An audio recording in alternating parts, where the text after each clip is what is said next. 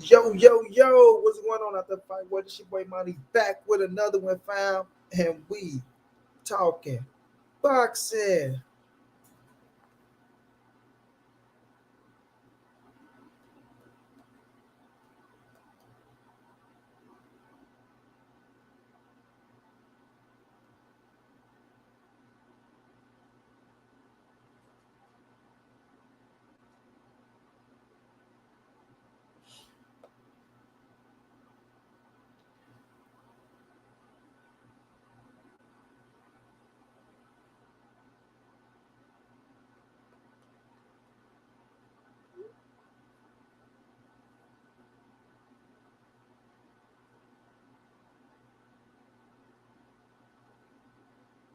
D free, congratulations, my dog. Hey, you did a hell of a job, my G. Hey, D free. When I'm talking about you, bow, bow, bow, bow, bow. You was punching in that motherfucker. Yes, sir. Yo, Shay, what's going on, Queen?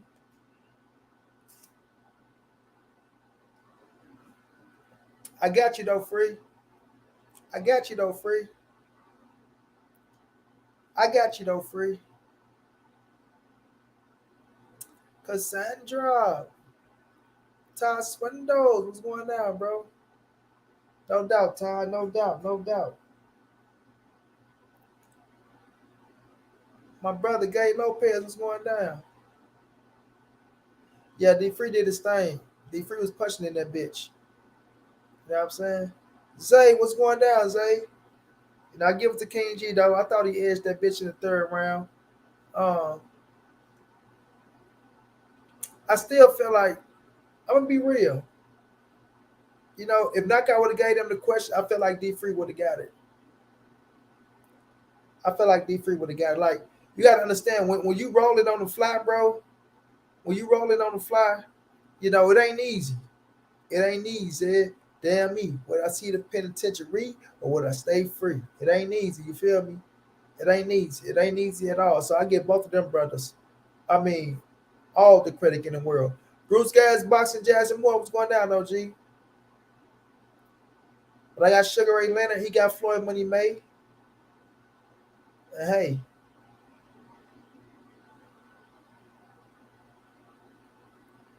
nah, I didn't hear that, Zay. I didn't hear that. I didn't hear that. It has been ordered.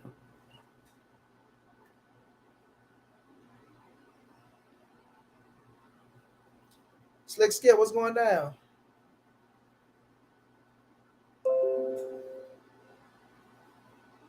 Yeah, I haven't seen that.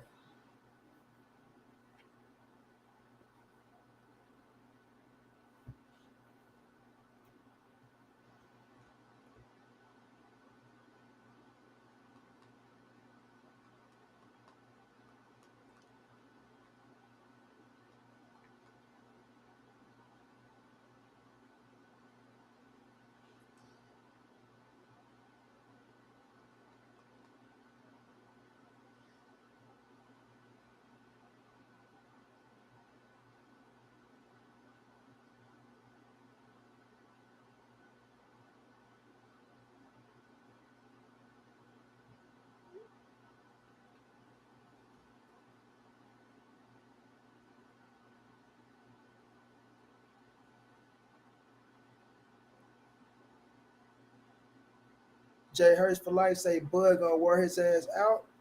Fry that fish. We gonna see, my brother. But he for sure gonna man up. Yeah, but when you say that it has been ordered, that's I haven't seen nothing like that.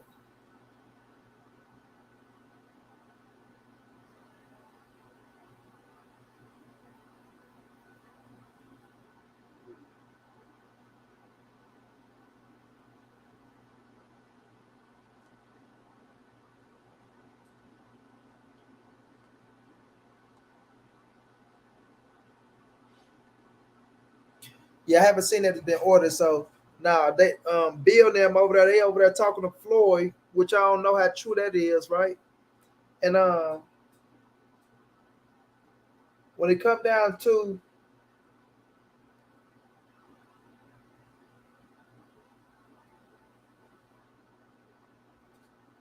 when it come down to making the next fight, and we gonna talk about it because people saying that, oh, Floyd Mayweather talking to Bill and them about the Tank fight. Floyd don't speak for Tank. Tank speak for Tank. So if anybody gonna make that fight happen, it's gonna be Gervonta Tank Davis.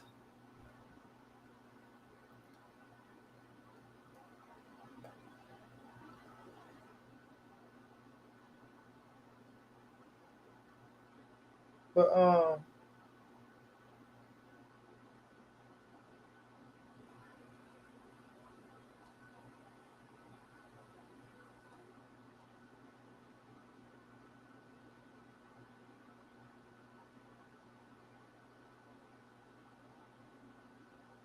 yeah, I'm about to look into that. Zay, I'm about to look into that.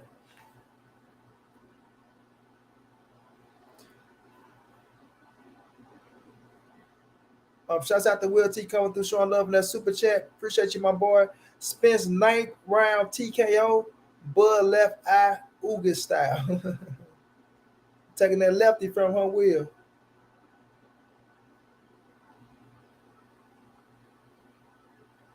Knockdown boxing. What's going down?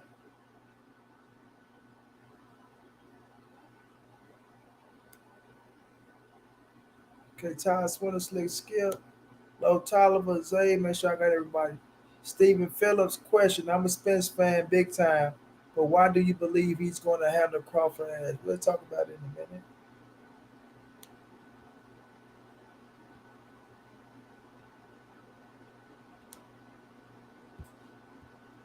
Y'all smash that like button for me as y'all come in. Y'all smash that like, please.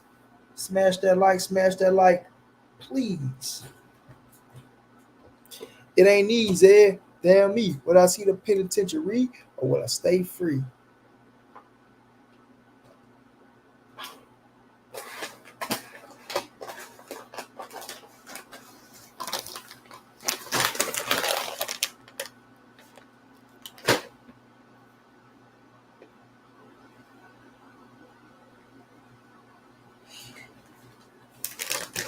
Chill Bill, what's going on?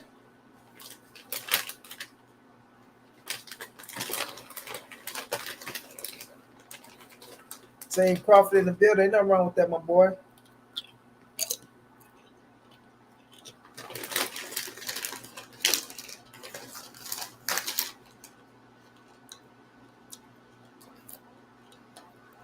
Shaw World One, what's going on, champ? I don't even know if I pronounced that right. I hope I did. When Bud get tucked, you get wild. Personal stroke for the draft. My brother Key, what's going down, Key?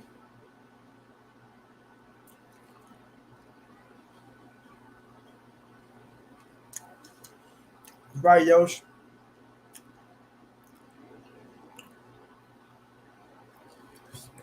What should I say? Bud trying to train for those body shots? You can't. I got Spence all day, bro. When I say Spence will make Terence Crawford man up their entire fight, I mean that. My brother Bunny in the building. Bunny, what's going down, champ? Zay say everything boxing. I'm ready for my floor seats.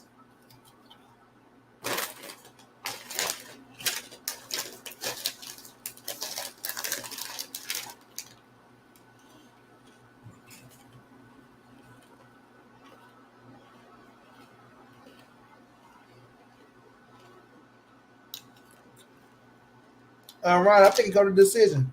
Me myself.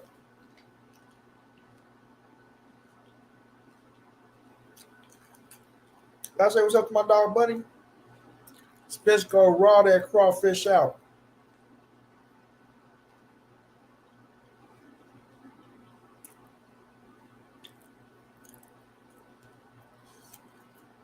D. Haven say Spence will stop him on the ninth in the ninth.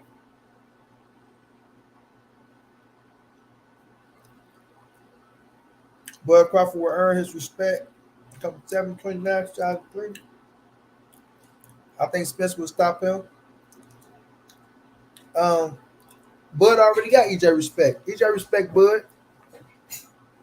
Come on now. He respect Bud. He never said he didn't respect him. He just for to whoop his ass 7-29-23, as my man said. Let me talk about this first, y'all. You know,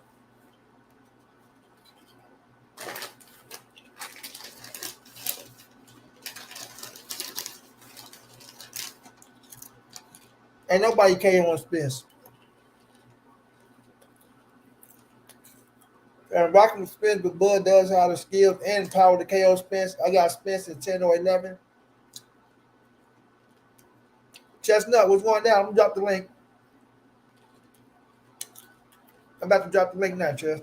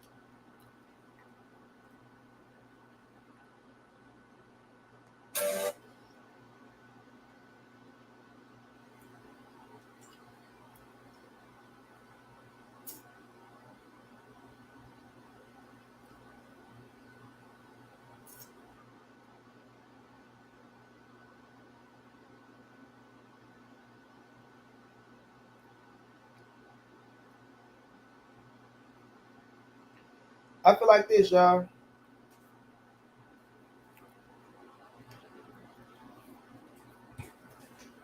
But I'm not lying, bro. I can't see Bud taking all that heat from Spence. He been too spoiled having it his way with them C-level opponents.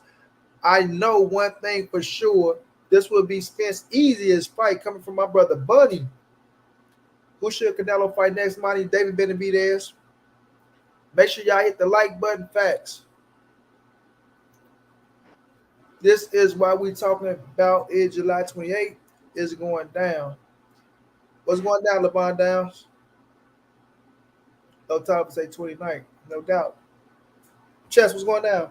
Man, what's up, bro? How you feel? I'm doing all right. I can't complain, bro. No, can't complain at all. No, I'm hyped about my debate on Wednesday. Bro, I got a worthy opponent. Fucking battle, bro. Crush the Legend, what's going down? Huh? I said that's gonna be a motherfucking battle Wednesday night, bro. Yeah, I got a worthy opponent. I can tell you one thing, he gonna show up. Oh, facts. But you come from here. Huh? No. There's rumors going around that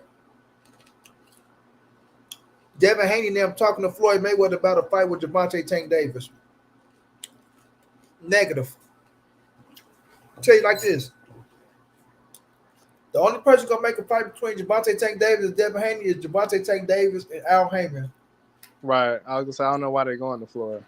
Floyd Mayweather, him and Tank, they still cool. I'm not saying that Floyd ain't talking to Tank, Tank ain't talking to Floyd. The person that got the last say so is Gervonta Tank Davis. Tank calling shots on all his fights now. Yep.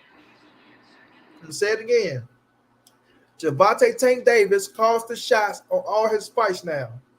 Gervonta Davis is in a fucking jail cell trying to get the fuck out. You understand? When Tank get out, then we can talk about Tank doing business with anybody. And we just seen Bill Haney talking about what the fuck did Bill say? How he got some he didn't get no, I think the question that was presented to him was, we heard Calvin Ford sent you a contract or something for Gervonta Tank Davis.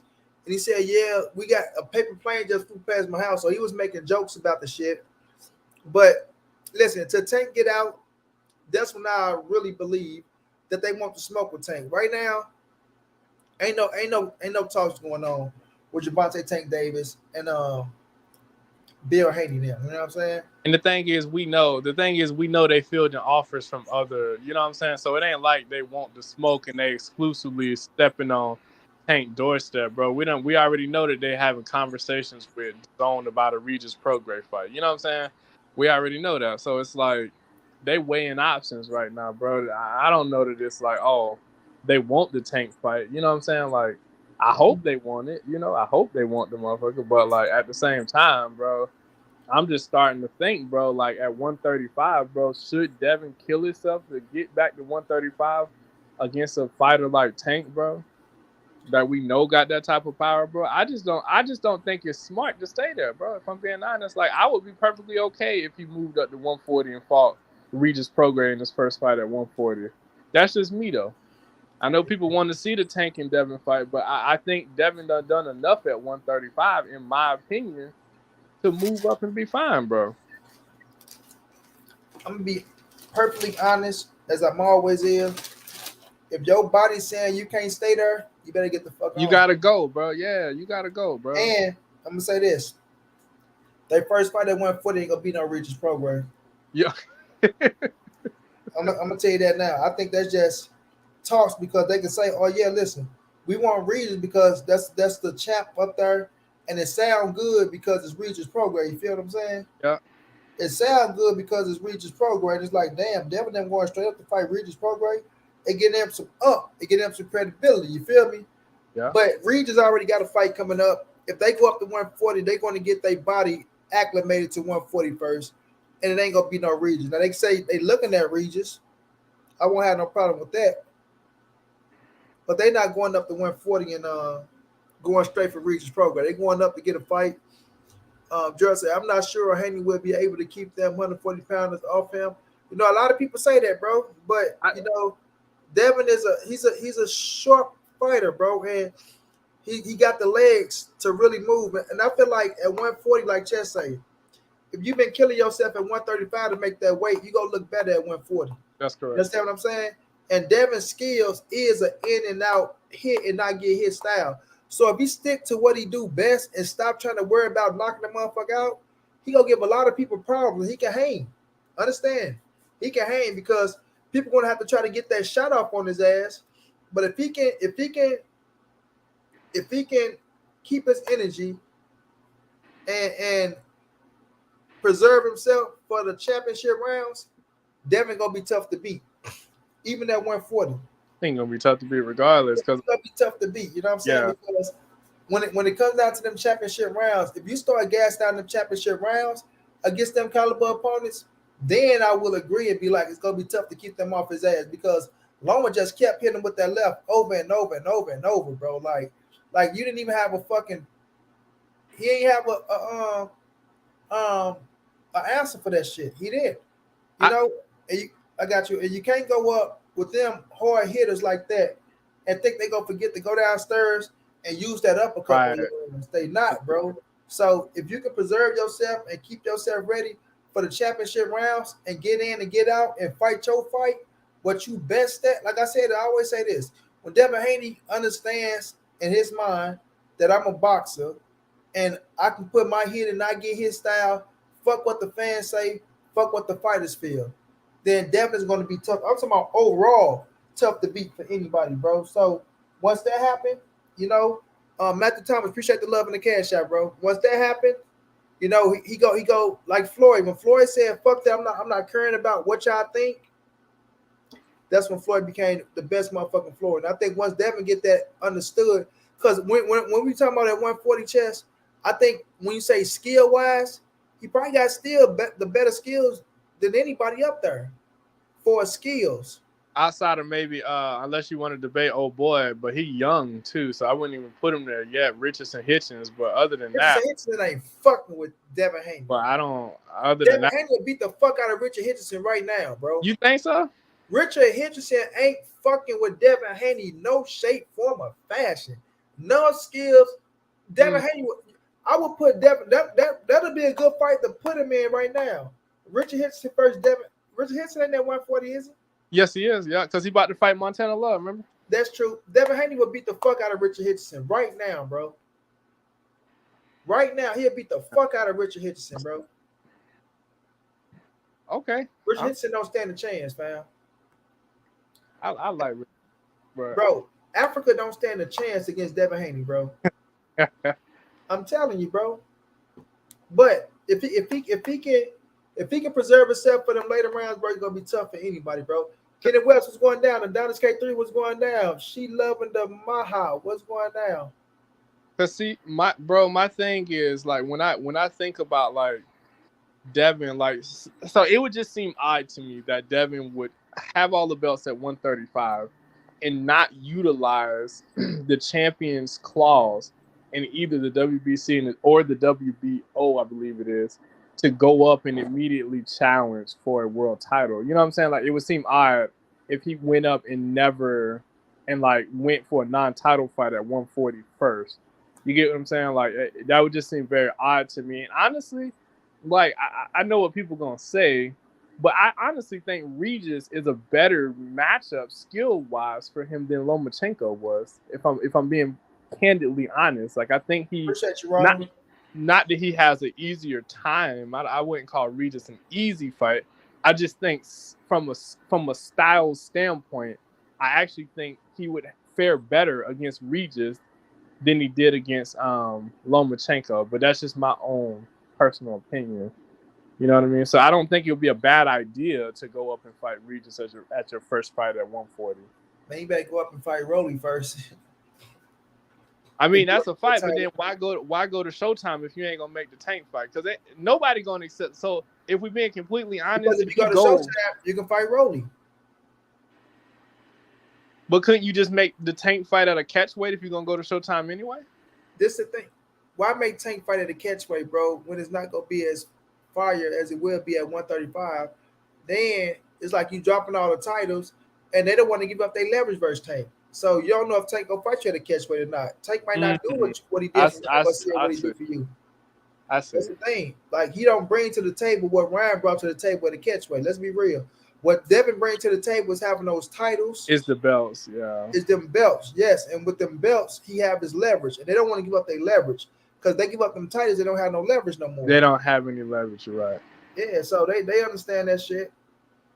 And Tank already said he don't want to fight at 140, so fighting him at 140 don't do you no good. No, don't do no good as far as what you call it is concerned. Yeah, so like I feel like they'll get a. See now, oh my bad. Go ahead.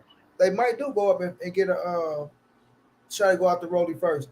The OG in the building say what it do. The big stepper in the chat, what it do. Y'all go subscribe to my brother KQKC Boxing Network, man. If you haven't subscribed to the best motherfucking fight call in the world, go subscribe to KQKC. And when you go watch him call a fight, make sure you send a super chat. No, matter of fact, fuck a super chat. Send a cash out or a PayPal because the super chat, they ripping them off. And make sure you're showing love. You dig? What's going down, big bro? Remember one thing, if Garcia would have fought at 135, it was no rehydration clause. That's a fact. Ryan agreed to catch weight. That's a fact. Hell, even if we see Haney versus Ryan fight at 140, they got history and that fight can be sold. That's a fact, Zay. You know what I mean? You Ryan, I'm trying to go get that belt off Rolly. Shit. I'm Ryan trying to go get that belt off Rolly. And he already called Ryan out. Like Ryan already did big golden boy, man. Like, oh yeah, it look like that's the fight they're going for. I mean, if Rolly had a choice, he gonna fight Ryan over Devin. That's for sure. Fact. I don't even know if I would be interested in seeing a Devin versus Rolly fight, bro. If I want to see versus nobody. I'm hungry as hell, y'all. I'm starving, man. But I'm gonna do the show. But I want to let people know Tank calling shots for Tank, man. Yes, he do. You know it, OG. Tank calling shots for Tank. Ain't nobody else making nothing happen for Tank if it ain't Tank. Understand that. And Tank want the Devin Haney fight. He does. They chasing that thing. So Tank said it out of his own mouth. When I get through with these Garcias and I'm done with Ryan, we gonna see who want to do what. You feel me? We go see who want to do what. So now, right? Even though my man's in that motherfucking jail cell right now, hopefully he coming home, right? And we go see if they want to step in that thing with him. Facts. He wants that Haney fight. Yeah, we gonna see if they want to step in that thing with him. So we'll see if they gonna keep that same energy once Tank step foot out that jail cell. Facts. You know what I'm saying? Anything else you want to touch on that, Chess? I mean, personally, bro, like the more we get, like I know everybody want to see this fight, but bro, the the more you put the pieces to the puzzle together, bro, it just don't seem like it's a like not that it's not a reasonable fight to make because it is because all the shit talking that they done did, but bro, like after the last three times, two or three times we done seen Devin get on the scale at 135, bro. It's like, man, come on, man, like, do we really? If we want the best to fight, like the best, and Devin is one of the best at 135, bro. Like, why do we want to see a depleted version of Devin fighting Tank, bro? Because I don't want to see that, bro. Because I already think he gonna lose at full strength. So why the hell would I want to see that? You know what I'm saying? Like, obviously you want to see it for namesake, but like, if I want the best version of Devin versus the best version of Tank, so we can really settle and figure out who the better guy is, man. Like, I don't want him going down to 35. You know what I'm saying? And I understand what you're saying with, giving up the leverage of the belts, but I mean that just has to be what it has to be. Like, you know what I'm saying? Go up and get one of them belts at 140. I just don't agree with him staying at 135 for that fight against the most devastating puncher. You know what I'm saying, from 140 and below. Like, I just don't. I don't know why that makes sense, and I don't think it makes business sense either for them at least. Well, I'm gonna say this: we can say that he might be a depleted Devin, but the Devin versus Lomachenko wasn't a bad Devin. A lot of people saying that's his best performance. You know what I'm saying? So when we look at him and we say, okay, if he's saying that he can't make the weight, it's a different thing. But if he's saying, you know what, I am going to make this sacrifice because it's Devontae Tank Davis. It's the biggest fight of my career, right? Even at 140 and that 135, there's nobody bigger than Tank that he can fight, right? So if he got the four scraps and he have leverage and Tank saying, I want to fight you, then that's like Canelo saying, I want to fight you. That's like Floyd saying, I want to fight you. That's like Tyson Fury, Errol Spence saying, I want to fight you. That's the biggest fight of your career. That's the biggest money fight of your career. And if you can beat him, you get so much recognition that it puts you on a different level. So, yes, fighting other cats, you might feel like, you know what? I'm depleting my body to fight this motherfucker or this motherfucker. But you know what? This is Devontae Tank Davis. I'm going to make the sacrifice, right? As long as I can get in the contract that I can have an early weigh-in and then I almost have 2 days to rehydrate, then your body should still be fine at what it is. Like, he was okay first, Lomachenko. You know what I mean? So if you Yeah, want to do that, you're making a sacrifice for not only to defend undisputed again, but you're going up against the top shotter, making it like the money and everything else. All that shit adds up, so everything is on the scale with what you need. So if he can make that happen, then we can't say it won't be the best Devin of things of that nature. So if he come down, and he make that decision, then he make that decision, and there's no excuses. You feel me? But if he go to 140, he go to 140. But I understand if he fight Tank at 135, they make that bitch happen. It's worth it. I'm gonna say that it's worth it. It's worth it like a motherfucker. Everything gonna be worth it. The money gonna be worth it. Worth it. The opportunity's gonna be worth it. And you gotta do what you gotta do, bro. You just gotta put in the extra work and lose the weight the right way. You feel me? Go get the right nutritionist and things of that nature. It ain't like you can't do it, right? But the only thing is, will it be worth it? And I think it's worth it, bro. you might just have to keep the weight down, like Earl was talking about when he was talking about 147. Remember, back in the Mm-hmm. Earl was talking about he used to blow up in weight in between fights, and he was like, I think I don't remember whether it was after the Danny Garcia fight where he was like, man, I'm gonna just like start keeping the weight down so that when it's time to get in the camp and cut weight, you Yeah. He was saying that to Tank as well. Like both of them been keeping the weight down. Like it ain't easy for Tank to make 135 either. right. Even though he's a 135 fighter, it ain't easy, bro. So I just feel like the opportunity is worth like the risk and reward is equal. Okay. You feel me? The risk and reward is equal. So I feel like, but only for Tank. You know what I'm saying? Only for Tank. Like that's the only cat I do it for is Tank. If it Okay. ain't Tank, I'm gone. You Like ain't so I'm just serious. If it ain't Tank, I'm gone, bro. Because a Shakur, You're not going to make the money that you're going to make with Javante Tank That's Davis. that's You know what I correct. mean? Dangerous fight, you know? And Yep. nobody else ain't even worth talking about, to be real with you. When you're talking about standing at 3-5, you know? And with all the names out there, man, even if the Tank fight don't happen, man, Devin can have a really good resume, even without Tank Davis being on there. He already got No, without. no, I can't take that away from him. Like, Lomachenko, like, that's a really big name on the shit. Lomachenko, then. Because everybody else, I think Tank smash and blow him out the water. Yeah, I You was know? his resume that Tank can't be. Say it again, Chess. I said there's nobody on Devin's resume that Tank can't beat. You know, Yeah, so, invite.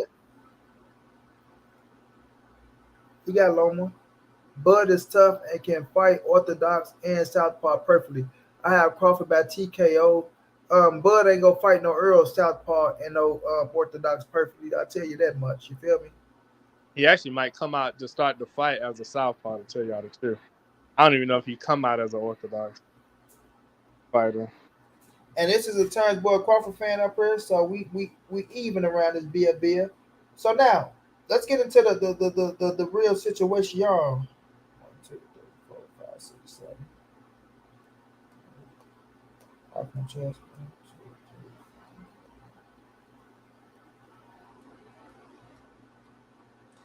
Errol Spence turns Bud Crawford. JB, what's going down, bro? Tank go come home with a 12-pack. Safe to work his ass off, huh? Boy gonna be doing all prosthetics. Okay. When I say Errol Spence is gonna make Terence Crawford man up the entire fight, I mean he's gonna make him man up the entire fight. When Errol said I'm coming out and I'm stepping, he means that. But he mean in a smart way, right? But he's not gonna let Bud move all around the ring, box, use his legs like people think. A lot of people think, oh, Terence Bud Crawford, he's the better boxer. He's gonna go out, he's gonna box Errol Spence. Oh man, he gonna move left, he gonna move right, he gonna move around all damn night. Y'all motherfuckers crazy. Like y'all are crazy if y'all think EJ will let this man get in that ring and just doop doop doop doop doop doop doop doop doop doop. My darling, Earl is coming to hurt something, man. He is coming to hurt something. And with that jab, YB, with the best jab in boxing, he don't just throw it once. He don't just throw it twice. He triple that bitch. He double it. Like, man, it's going to be a special night. And Bud is a bad motherfucker. Don't get me wrong. The boy is bad. I say the boy is bad. I say the boy got his own money. And when I say the man got his own money, I mean he got his own money. You understand? So, listen, Earl just going to force him to sit his ass down and show how bad he is. You feel me? Errol Spence is built for punishment. And I don't think y'all hear me when I say that shit. Errol Spence is built for punishment. And he can give that shit. So we're going to see a Terence Boy Crawford built for that shit all night, 12 rounds. Because Earl ain't coming to fuck around, y'all. I'm telling y'all right now.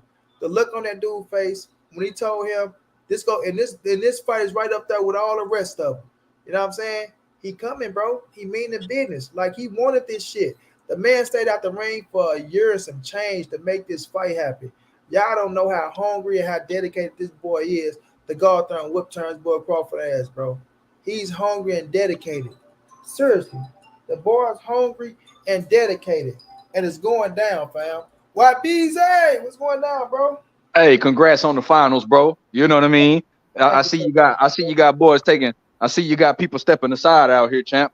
You know, Running, 2 weeks in a row, my man got a bye week. You know, whether hey, by hook or by crook, my boy Monty in the finals, and they're gonna have to see you. They're gonna have to see you, champ. But nah, congrats though, bro. They said I said a hitman to the niggas doors like, hey, I'm gonna tell you right now, you want your toes, you want your fingers. Don't show your ass up to that debate. Hey, Mafia Brown TV. I'm gonna start calling you Mafia Brown.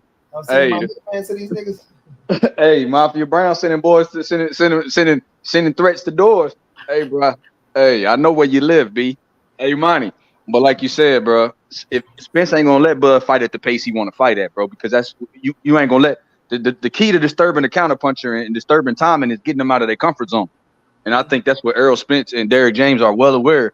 Like what Derrick James said in one interview, Monty, that stuck out to me. He was like, I train fighters. I don't train my fighters for their opponent's weaknesses. I train my fighters to be prepared for their strengths, because fighters lean on what they're comfortable doing. And if they're comfortable, usually it's their strength. So in a rough situation, they're going to revert to their strengths. And that's how they win fights. So I want to prepare for their strengths and make sure my fighter was well aware of their strengths so we could beat them at whatever we need to beat them in any way we need to beat them. So I think Derrick James gonna have a Spence ready for the counter punching, the the sharp stuff, the movement, the different things that Bud can do. Bud is very dynamic. So, but like you said, you ain't gonna let him just sit there and think. That's not what Errol Spence is gonna do. I can't imagine he'll go in there and let Bud try to download and wait on Bud to lead. That ain't gonna happen. Mm-hmm. That's a fact, my brother. Chestnut, we got a Bud fan in the building, y'all. So it ain't just all Earl tonight. What you think, Chess? Man, I don't know, bro, because the way I hear y'all breaking the fight down, bro, like I feel like y'all breaking it down in the sense where Earl gonna come in this thing just like beat the shit out of this man, and then like he just well, like I'm gonna have Chess. nothing Not to me to do. cut you off, Chess. I mean, it's not saying I'm breaking the fight down. I'm just saying how Earl coming. Because a lot of people think Buffy get on just move and just no. Yeah, he's going to make him man up that night. But go ahead, my brother. no, I think so. I think the thing that people don't give Bud enough credit for, level of competition aside, right? Like, and I understand that does kind of matter, but like when Bud is put in situations where he has to fight, he actually does better, in my opinion, because like the shit that people think gonna happen in this fight, like we haven't really seen Bud fight like that in years, right? So like somebody would have to get on here and really point to a performance that we've seen lately where Bud just move around the ring, pot shot, and you know what I'm saying, taking angles, boxing on the outside, yada yada yada. Like since he's been to 147, he's shown the not ability, the want to sit down and fight, to stay in the pocket.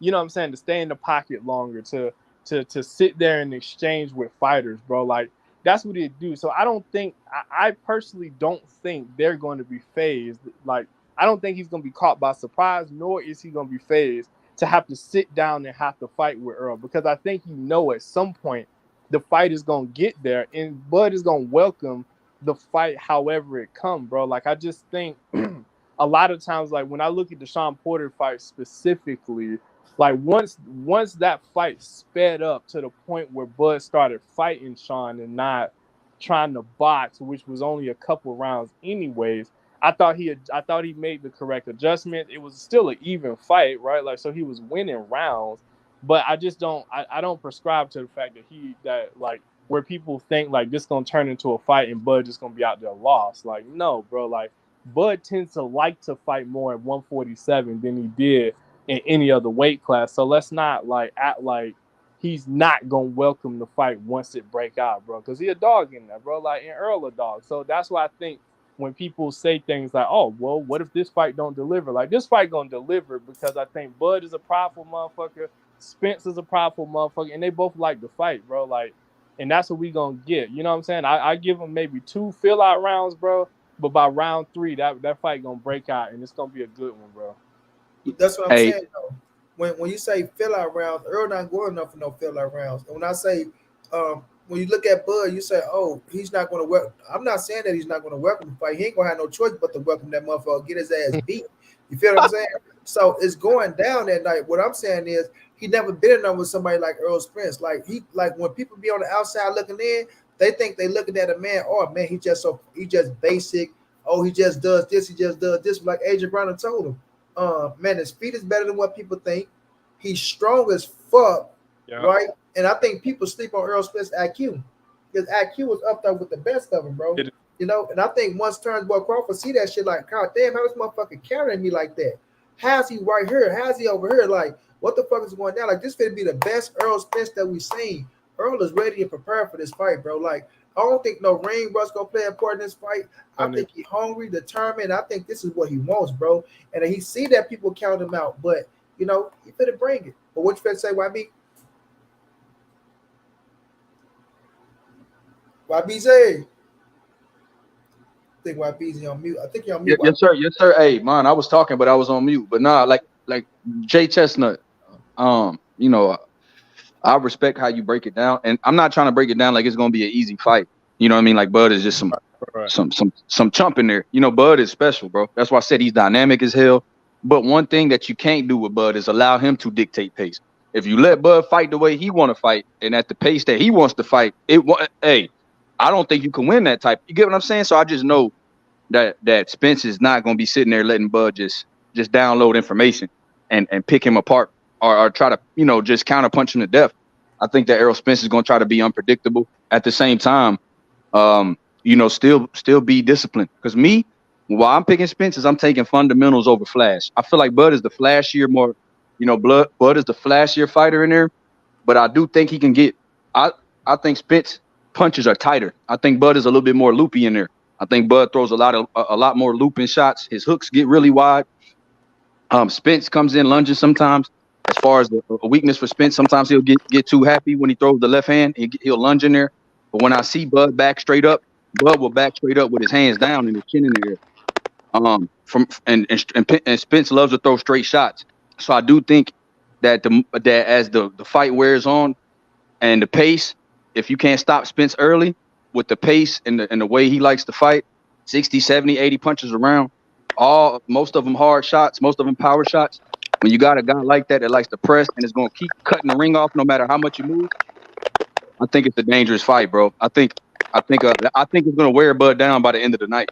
And I just think Errol Spence is going to win either on points or I really don't have a stoppage in this fight, but I think Errol Spence is going to win late on points. You know, just decision. So I think because I think the pace speeding up kind of like can in a way play both ways, right? So as you start to throw more punches, one of the things that Bud is really, really good at is throwing punches while you're throwing shots in between your shots. And the more volume you put together, the more punches you put together and that gives more openings for a sharp counter puncher. And my question really when I think about the fight is has Errol fought a counter puncher with the precision and with the timing that Bud is going to be counter punching with? You get what I'm saying? Because generally once EJ get going, bro, it's really, really hard to kind of disrupt his rhythm in a sense once he really get going. I just think that Bud is a different type of fighter as far as being able to catch openings in between your shots or whatnot. That's going to really that can have the potential to stop those long onslaughts that he has in rounds, because he'll go 40-50 seconds at a time in a 3-minute round where he just beating the shit out of you. You know what I'm saying? And if you I don't think he's been in there with a guy like Bud that can put precision shots on him to break that rhythm, because you get what I'm saying? Because when you get hit with a couple clean shots while you throwing shots, it do kind of make you think a little bit. So I get what y'all saying, but I also think Bud is also a fighter that gets stronger as a fight goes on. Now, he hasn't been in a ring with someone that's going to really push the pace like Spence likes to push the pace, but Bud is a fighter, from everything that we've seen, is a fighter that gets stronger, not weaker as the fight goes on. I get what you're saying. I got that's what kind of it worried me too. He know how to punch with you, like you punch him with but listen, when you punch him with a puncher, it get a little scary. Because even though Bud got good timing with getting up first, what if he don't get there first this time and Errol Spence get there first on his ass? You understand what I'm saying? Because one thing about Errol Spence is he get the right leverage on his shots. Errol Spence know the right range of distance too. You feel me? Right. The right range of distance, he love it, fam. It take Bud a little bit of time to find that right range of distance, but Errol Spence start off with that shit. So I get what you're saying for us. You know what I'm saying? My brother YB said, this not gonna be an easy fight now. We're not saying Errol fit go, even though my brother Bunny felt like this fit be the easiest fight of Errol's career. I feel like Bud gonna get in there. He gonna have a little success in there, but I just think once Errol get that range and distance going, bro. Once he get that range and distance going, and that body work get the working on his ass, because a lot of people sleeping on that fucking body work, fam. Bud say, come on and try that shit to the body. I don't think he understand how that shit break you down over the course. You know what I mean? Like you think you're gonna be moving, and every time you bagging out, Earl Spence, boom, boom, take that with you, bitch. You know what I mean? And then all of a sudden you're gonna be sitting down, huh? Yeah, how you feeling, bud? I'm feeling all right. But you know them motherfuckers, you dig what I'm saying? And he broke the biggest motherfuckers down. So Kell Brook is an in shape motherfucker. So it's like, I just feel like once the puncher start wearing on Bud Crawford, he's sitting down, bro. That's when I think shit gonna get real. And he's gonna be like, God damn, this motherfucker is different. This motherfucker is strong. Like, okay. And he gonna try to do his best, but that Earl Spence pace and the way Earl Spence work, it just gonna get to his ass. Now credit. Earl gonna have to be mindful of getting caught while punching with him. But like I say, Earl Spence is built for punishment, fam. He's built for that shit. You feel me? People keep talking about the Ugas punch. Oh, Ugas this. Like, Ugas hit the man while his fucking hands was down and gave him a free shot. Bud not finna get that shit. Like, I don't know why people just thinking like, oh, Earl Spence gonna spit his mouthpiece out and he gonna look down and then Turnbull Crawford gonna hit him and he gonna knock him the fuck out. No. Earl Spence, like you said, this mouthpiece gonna be stuck in his shit. He probably didn't even take the mouthpiece out. It's gonna be so stuck in this motherfucking mouth. And Bud gonna see that this motherfucker is a different animal, bro. It's a different animal, but that's why July 29th will tell it all, fam. We got this bitch, and Lord knows we gonna enjoy it, bro. Thanks. Man, hey, Big J, like you said, I'm worried about Spence getting, Crawford shooting over that jab or punching while Spence is throwing the hook, Crawford throwing a straight left. You know what I mean, like a hook to the body, Crawford trying to throw a straight a left uppercut in there, or you get what I mean. While Spence is vulnerable. But like you said, man, Crawford gets vulnerable too because sometimes he'll punch and like you said, one thing about Crawford having such a long reach, when you do, if Spence is able to break that range and get on the inside, it actually favors the shorter arm guy. Even though Spence's arms ain't short for welterweight standards, he got a 72-inch reach himself. Y'all hold it down. Y'all hold it down for. All right, we got you, big bro. But for a guy that has a 72-inch reach and Bud having 74-inch crazy reach for a guy that's 5'8", it's insane. I do think Bud's keys to victory would be, like you said, man, disrupting that range of Spence, disrupting that if Spence does get on there, tie him up immediately, which is easier said than done. Keep that fight in the center. Also, change angles on Spence. Pivot here, go left, go right, but also shoot that check hook when Spence is vulnerable, when Spence is trying to go down to the body. I do think Bud has a lot of ways, multiple ways that he could win the fight and shoot body work at Spence too. When Spence is, since Spence is the body snatcher, and he's known for his conditioning, and Bud is a supremely conditioned athlete. Return the favor on those body shots. Don't be the only guy taking body shots, because Bud Crawford, even though he's not a better inside fighter than Spence, he throws vicious body shots. When he lands, that shit is woo. I'm glad you said that, bro, because I was gonna say, like, the two things I'm watching for Bud victory, I think it's two things to me that I think gotta happen. I think he gotta disrupt the jab. He gotta neutralize the jab of Earl Spence, because everything, if you look at Derrick James fighters, everything is predicated off the jab. If you can neutralize the jab, that kind of goes into breaking the rhythm of Spence, like I was talking about earlier. But I'm glad you said the body work, because I was about to bring that up, man. Like, because really the Sean Porter fight really kind of started to turn in his favor. I believe in the 6th round when he hit, oh my God, he was up against the ropes and he hit Sean Porter with a nasty body shot, as he was like, he either finished the combo and finished downstairs or something. And he just kept, and as he kept hitting Sean Porter to the body, you saw Porter slow down. And eventually his daddy threw the towel in. I'll be honest, I think he was going to finish Sean anyway if his daddy don't throw the towel in. But I think if the body work, if he put that body work on Spence early, I don't think it's going to be as one-sided as people think, because, man, Bud, he don't go to the body with the volume that Spence, but the viciousness of those body shots, like, oh my God, he just break guys down, bro. Like, and I can see that doing the same thing to Spence, because Spence ain't got hit with no body shots like that either. You know what I mean? Yeah, but Bud is vicious on the inside, like you said, man. He in one of those rounds, he stopped Sean Porter in his tracks, and Sean Porter wasn't as aggressive. I think it was round 7 or 8. He caught him again with a mean body shot, Chestnut, and it changed Sean Porter's work rate for the rest of that round.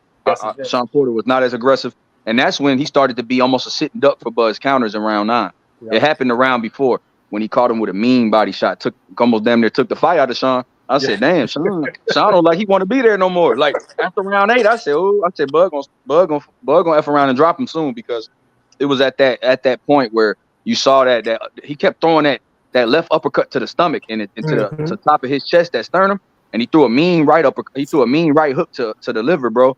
And I said, damn. And Sean, he had a poker face, Chestnut, but it looked like you could tell the aggression was kind of stalled after that to a certain degree. The right side was going down, bro. Crush the ledge was going. I'm gonna say this, bro, and I'm gonna say the same thing Crush said, and that was not the best shape Sean Porter, bro. And I'm gonna say that because Kenny Porter, his daddy, said so. Sean did not go over and beyond like he went over and beyond for Errol. So when you say he would start slowing down on YB, that's a fair assessment, because the motherfucker started getting tired. You know what I'm saying? Like he didn't put in the work. Like Sean went to that fight knowing I'm gonna get this $5 million, right? To get this money, and I'm at the motherfucking door. I got my podcast that's going to be jumping off, right? If I could, I won't even be fighting Terence Crawford right now. I would have been retired, but I'm not going to lose this bag. I'm going to get this shit, and I'm going to get the fuck on up out of here. So, you know, he had say, oh, I was in shape. You know, I'd have to do this and do that. That wasn't the best shape Showtime. I feel like if that, and this just me, and I honestly feel like this, if that was the Sean Porter that fought Errol Spence, he would have put himself in a way better position to beat Terence Crawford. I think he would have been, because I felt like he was up on the cards at the time of the 2 knockdowns. You know, that's just me. And I'm going to go back and watch that fight tonight. You know what I'm saying? I was just going to say I am too. I felt like he was up on the cards by the knockdowns. And then I just felt like, even though he got back up, I felt like he was going to finish that fight. I felt like his daddy was just so frustrated and mad, because once he seen that shit, he like, see, this motherfucker didn't do what I tell him to do. Now he ain't not looking like this. I got something for him. Towel thrown. Get the fuck out of here. Because he still treats Sean like a kid. He do. He still treats Sean like a kid. He did treat him like a kid. That's right. Since you want to cry and whine and mope, I'm going to stop this motherfucker on your ass, because I told you to do what I told you to do. And after that fight, they didn't talk for a while, bro. Yeah, they didn't. Yeah, they didn't talk for a while, bro. They had a big little, you know, breakup before they got back talking again. So that just tells you. But with Errol Spence, man, like, this dude is just something different, bro. Like, and I'm not saying Bud ain't nothing different, because he is. That's what makes this fight so fucking special. But it's just like what YB said. Derrick James is a plus, man. Yes, he is. And I fuck with Bo Mac heavy. I fuck with Bo Mac. We go talk shit, you know. But I don't think he brings to the table what Derrick James brings to the table. And it's just me. You feel me? Because we seen him do this with multiple champions. We haven't seen Bo Mac do it. We seen him do it with Sean Porter. He had some insight on. He had some look his hand in on Shakur Stevenson, but he didn't train Shakur Stevenson. He got Keyshawn Davis now, but we'll see if he make him become a world champion. But you know, Derrick James been doing this a while, bro.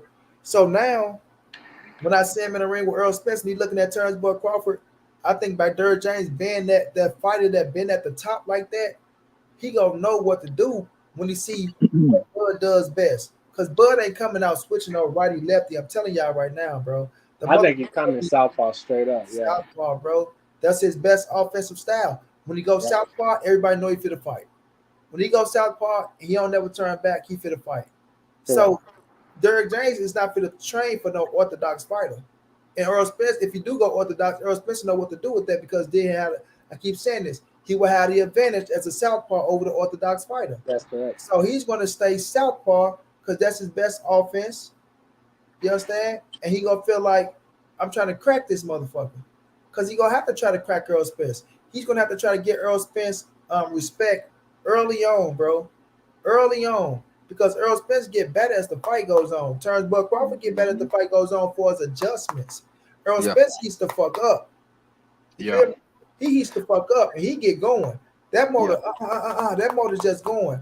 Terence Crawford started making the adjustments and things of that nature to where then he started taking over, because he trick his opponent, because once he goes southpaw, now you got the orthodox fighter They don't got the advantage because Terence Crawford already the better fighter. Now he's southpaw your ass, and you like, God damn, he got the advantage, but he's not going to have the advantage on Errol Spence, bro. He's not. You know what I'm saying? And once that, like I say, that body work gonna be key, that jab gonna be key. You understand? And I just think overall, Errol Spence got more dog than Terence Bud Crawford. So when he make that motherfucker man up, that dog will come out, and Terence Bud Crawford will have to stand there. You have to start taking that shit. You feel me? And you know what, Monty B? Uh-huh. Even if Bud got the same type of dog as Spence, the more fundamental dog gonna win out in that aspect. You get what I'm saying? Because if your dog, if both dogs being equal, you got the one that's more fundamental in a close fight when they exchanging. I want to go with the motherfucker that's gonna be throwing straight shots. That's gonna beat you to the head and the body. That's gonna throw more than you gonna throw, and that might be a little sturdier than you. You get what I'm saying? Because we don't know. This is my opinion. I don't know if it's fact, Jay Chestnut, but I feel like Spence might take Bud shots better than Bud takes Spence shots, and that's just what I personally believe. But you know what I think? This is why I lean towards Spence too. Like Monty said, I feel like if push come to shove, when you gotta have somebody tell you something you need to hear or correct you on a mistake you're making, you're going to get that instruction from from Derek James before Bomac. Derek James gives specific instructions in there. When I seen Bomac training Jamel Herring versus Shakur Stevenson, for example, and I knew he was going to lose that fight. Don't get it twisted, but that was Southpaw versus Southpaw as well. He didn't have no adjustments for what Core was doing, but it was just motivational talk. And then when Bud was fighting Mean Machine, he didn't have really anything. He said, "Bud, get your rhythm, Bud." For me, when you telling the guy to get his rhythm, and this guy, like Mean Machine, was being patient. And that's what showed me that as good as Bud is, if you're patient with him and you throw straight shots, 1-2s, and you're still applying effective pressure like Mean Machine was, he was able to get home. So the thing about Bud, when they make it seem like Bud is that so defensively sound that he doesn't get touched if he don't want to, I don't see that. Because Benavidez, when he was patient and composed because he had to be, he only had one leg. He was able to dictate pace with his jab in the first couple rounds and keep Bud at bay. It wasn't until Benavidez started to fade a little bit that Bud was starting to press him. And he didn't look comfortable pressing Benavidez at first. In the first 3 or 4 rounds, when he had to bring the action to Benavidez, he didn't look as comfortable. And against Mean Machine, when Mean Machine wasn't lunging in or doing nothing stupid, Bud looked like he wasn't comfortable with Mean Machine fighting him patient.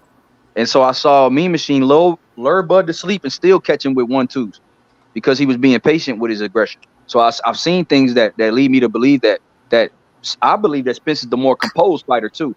I believe that Spence doesn't get rattled, and that's something because I feel like that's a part of his personality and that's a part of his corner.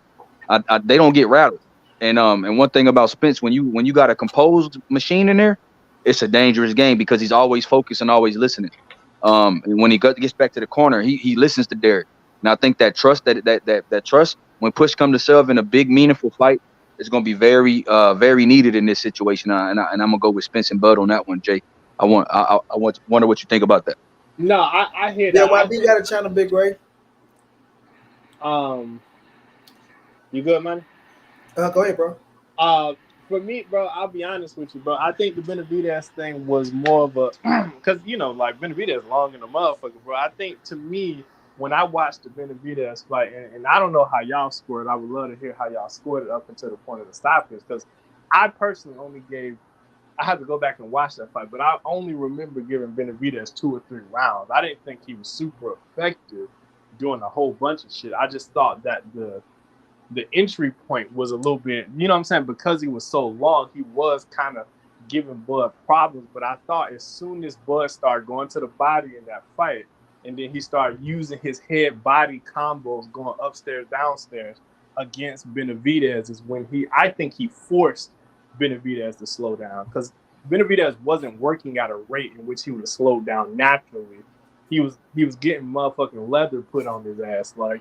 And once Bud really started throwing those body shots, when you go back and start watching that fight, I would say they started around the 4th. I think it was the 4th round in that fight when he really started going to the body once he turned southpaw. And once he figured out the range and where he was able to hit Benavidez most effectively without getting touched majorly. Like, he got caught going out the back door a couple times where he was pulling straight back and Benavidez was able to catch him. But once he found his range to counteract the range of Benavidez, bro, I think that's when he took over that fight.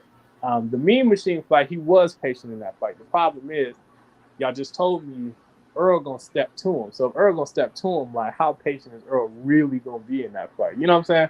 Like, is Errol gonna be on the side of pushing the pace at Bud, or is he gonna be on the side of, all right, I'm gonna lure him and wait till he make a mistake and I'm gonna capitalize on these mistakes? Because if he's stepping as soon as the bell go, I think generally the person that's pushing the pace is more prone to make a mistake than the guy waiting on. Not to say that Bud gonna be waiting on Spence to make a mistake, because once you got to fight, you got to fight. But I don't think the Mean Machine comparison is a great one, because I don't expect Errol to be that patient to be able to wait for Bud to make those types of mistakes, if that makes sense. Yeah, I'm gonna say this, bro. If y'all could in the chat, man, y'all show some love. Let your boy get 3 donations for the grind. Rock off your boy Money Be one time for the one time. Everything you donate goes to a great cause. And your boy appreciate y'all, man. If you could donate to the Cash App or the PayPal, I appreciate y'all, boys. But I'm gonna say this, Chess. When you say that David Benavidez, you know, you gave 3 or 4, I would say 2 or 3 rounds. 2 or 3, something like that. Yeah. You know, I'm gonna go back and watch that fight, right? Yeah. But it wasn't about Bud winning the rounds. It was about how how Jose Benavidez was touching his ass, bro. Like Benavidez was touching him. I don't know if it was me and Keon or me and Love One. We was watching that fight over because I was like, oh yeah, Bud was beating his ass. You know what I'm saying?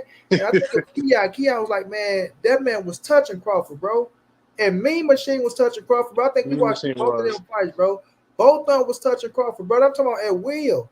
Now Crawford had, you know, we seen the finishes on what he did, but I was looking at how they was touching him, fam. Like YB say, this make believe best ass defense that Terence Crawford got, he don't got. No, he don't have this motherfucking Floyd Mayweather defense to where people, oh man, Terence Crawford, man, his defense, man, negative. Negative like a motherfucker. You feel me? Hey, Monty, that word slick, I don't use that when I think of Bud. I think of Bud as dynamic. I use dynamic instead of slick. You get what I mean, big bro? I think that's a better way. I think that's a better way. Because his ways of pulling out his fights. You know what I'm saying? He do got some excitement to him. We know when he get hit, he get mad. Like YB was touching on. He turned into a wild dog. And Spence the more composed dog. You know what I'm saying? So once Spence start, bam, catching, and I keep saying this, and a lot of people, somebody called me crazy for saying this. Errol Spence prairies, bro. Like we don't have that no more now. He don't do the prairie and that's more that's known. But Errol Spence will walk in with the high guard, boom, boom, catch shots on the arm. Catching shots on the arm is prairie to me, to where he catch a lot of boom, bam, he catch that motherfucker, boom, bam, catch your ass right back. He boom, then boom, and once he come in, boom, that's boom, boom, downstairs on your motherfucking ass. So he'll walk in, catch it, bam, boom, catch your ass with it, boom. After he comes down, bam, then when he comes to the 2, bam, he already loading up for the 5, 6. You know what I'm saying? So he go get to that body. And I think the way he get to the body is it's amazing, bro. Even Jamel Charlo said this, Derek, you ain't teach me that body shot. You ain't teach me that body shot from Errol Spence. I see it. You're like, I see it. I see what you're doing, and it ain't about him throwing body shots. It's where them motherfuckers landing, bro. Correct. It's where they landing. And a lot of people think that Terence Crawford or Bud go come in, he go grab it. No, you're not gonna grab, because once you shoot shit downstairs, when motherfuckers trying to grab you, if you trying to grab, and if that motherfucker go low and it hit you on the hip or hit you in the nuts, that's on you. You feel me? Stop trying to grab. You understand what I'm saying? Stop trying to grab and fight, motherfucker. Ralph, boom, boom. You work his ass. You got to keep long show hands free. You let them motherfuckers fly and let them land where they may. Whether the motherfuckers hit on the nut shot, the leg shot, wherever it land, you let them bitches go. And Errol Spence don't give a fuck. He gonna let them bitches fly and he gonna let them go. And by the time you, Ralph, bam, right upstairs on your ass. You better pay attention before the ref get here, motherfucker. You know what I'm saying? So it's gonna be, man, this shit gonna be lovely, bro. This shit is gonna have all our ass on pins and needles. You understand? But I just feel like the work rate of Errol Spence, bro.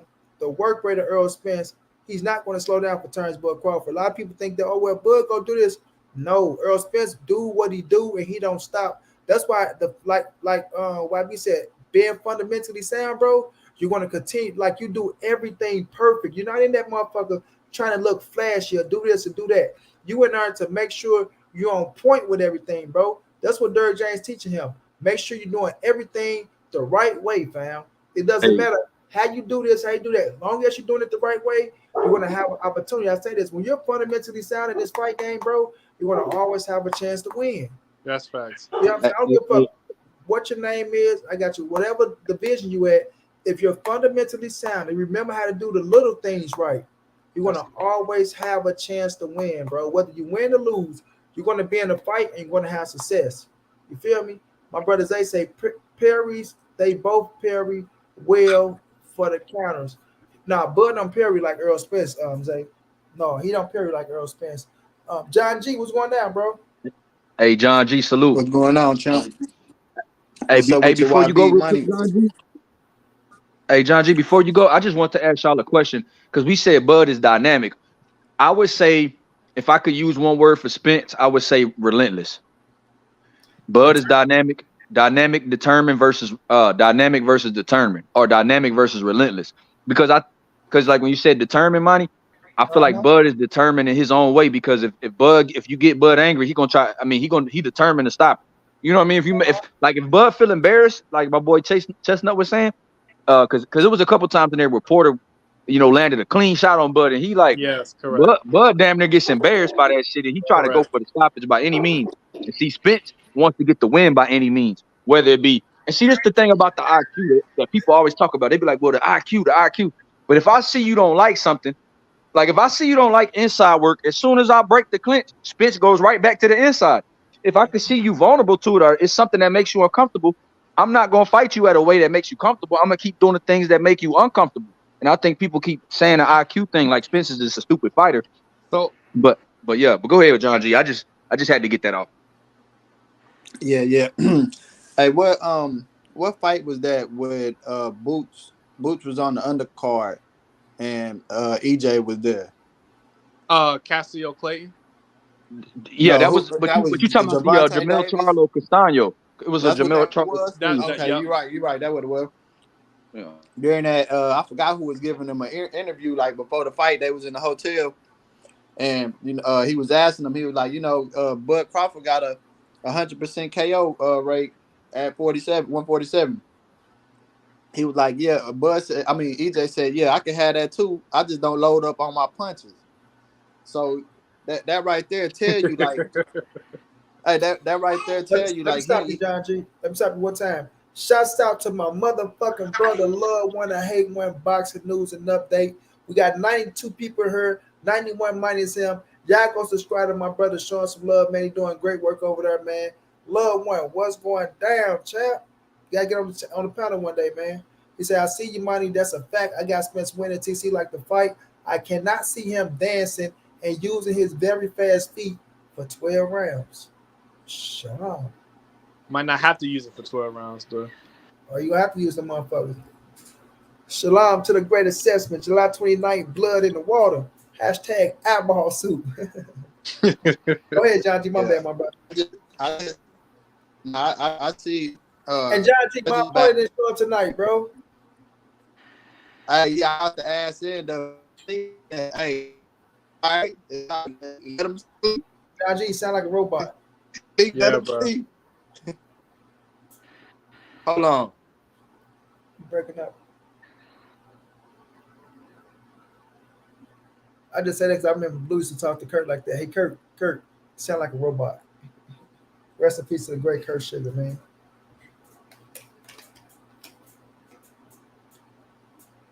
But see, my question is, do y'all think, like, I don't know where John went, but I think he's fixing the stuff. But the question is, how because this seems like a fight where, like, especially on the inside, bro, do y'all think it matters the ref that's in the ring that night? Because a lot of people was upset with, I can't remember who was in the ring for Benavidez, Caleb Plant, where they was like, they let Caleb Plant get away with a lot of shit that otherwise would allow Benavidez to stop Caleb Plant. Do y'all have the same sentiment as far as it matters who's in the ring, who gonna let him fight on the inside versus who's gonna break the clinches? I don't know why I feel like Kenny Bella's gonna referee this fight. I was feeling that too. Yeah, like for real. I feel like Kenny Bella's get all the big ass fights. You know what I'm He saying? do, man. A fight like this, yeah. Wait, who did Triple G and Canelo one? Who? Mm, let's see. Yeah, because I don't remember who did. Because it wasn't Tony Weeks, was it? I feel like I remembered if it was Tony Weeks. I don't want Tony Weeks for this one. You don't? Why? Then Tony Weeks call that Rolly fight. Tony Weeks just fucked up. Yeah, I think. Oh yeah, no, yeah, no Tony Yeah. Weeks. Yeah, I want Tony Weeks out of boxing after that. Nah, you're right. I don't want him out of boxing, but That's crazy, bro. That was insane, man. I was like, damn, that was a straight robbery, bro. And I mean, Kenny Bellis. it was Kenny. Kenny Bellis, bro. Hey, Kenny Bayless, bro, y'all Let's crazy. see who had too. Let's see who referee too. That's crazy. They wouldn't have put him on the second fight. Kenny Bellis did all the big fights, cuz.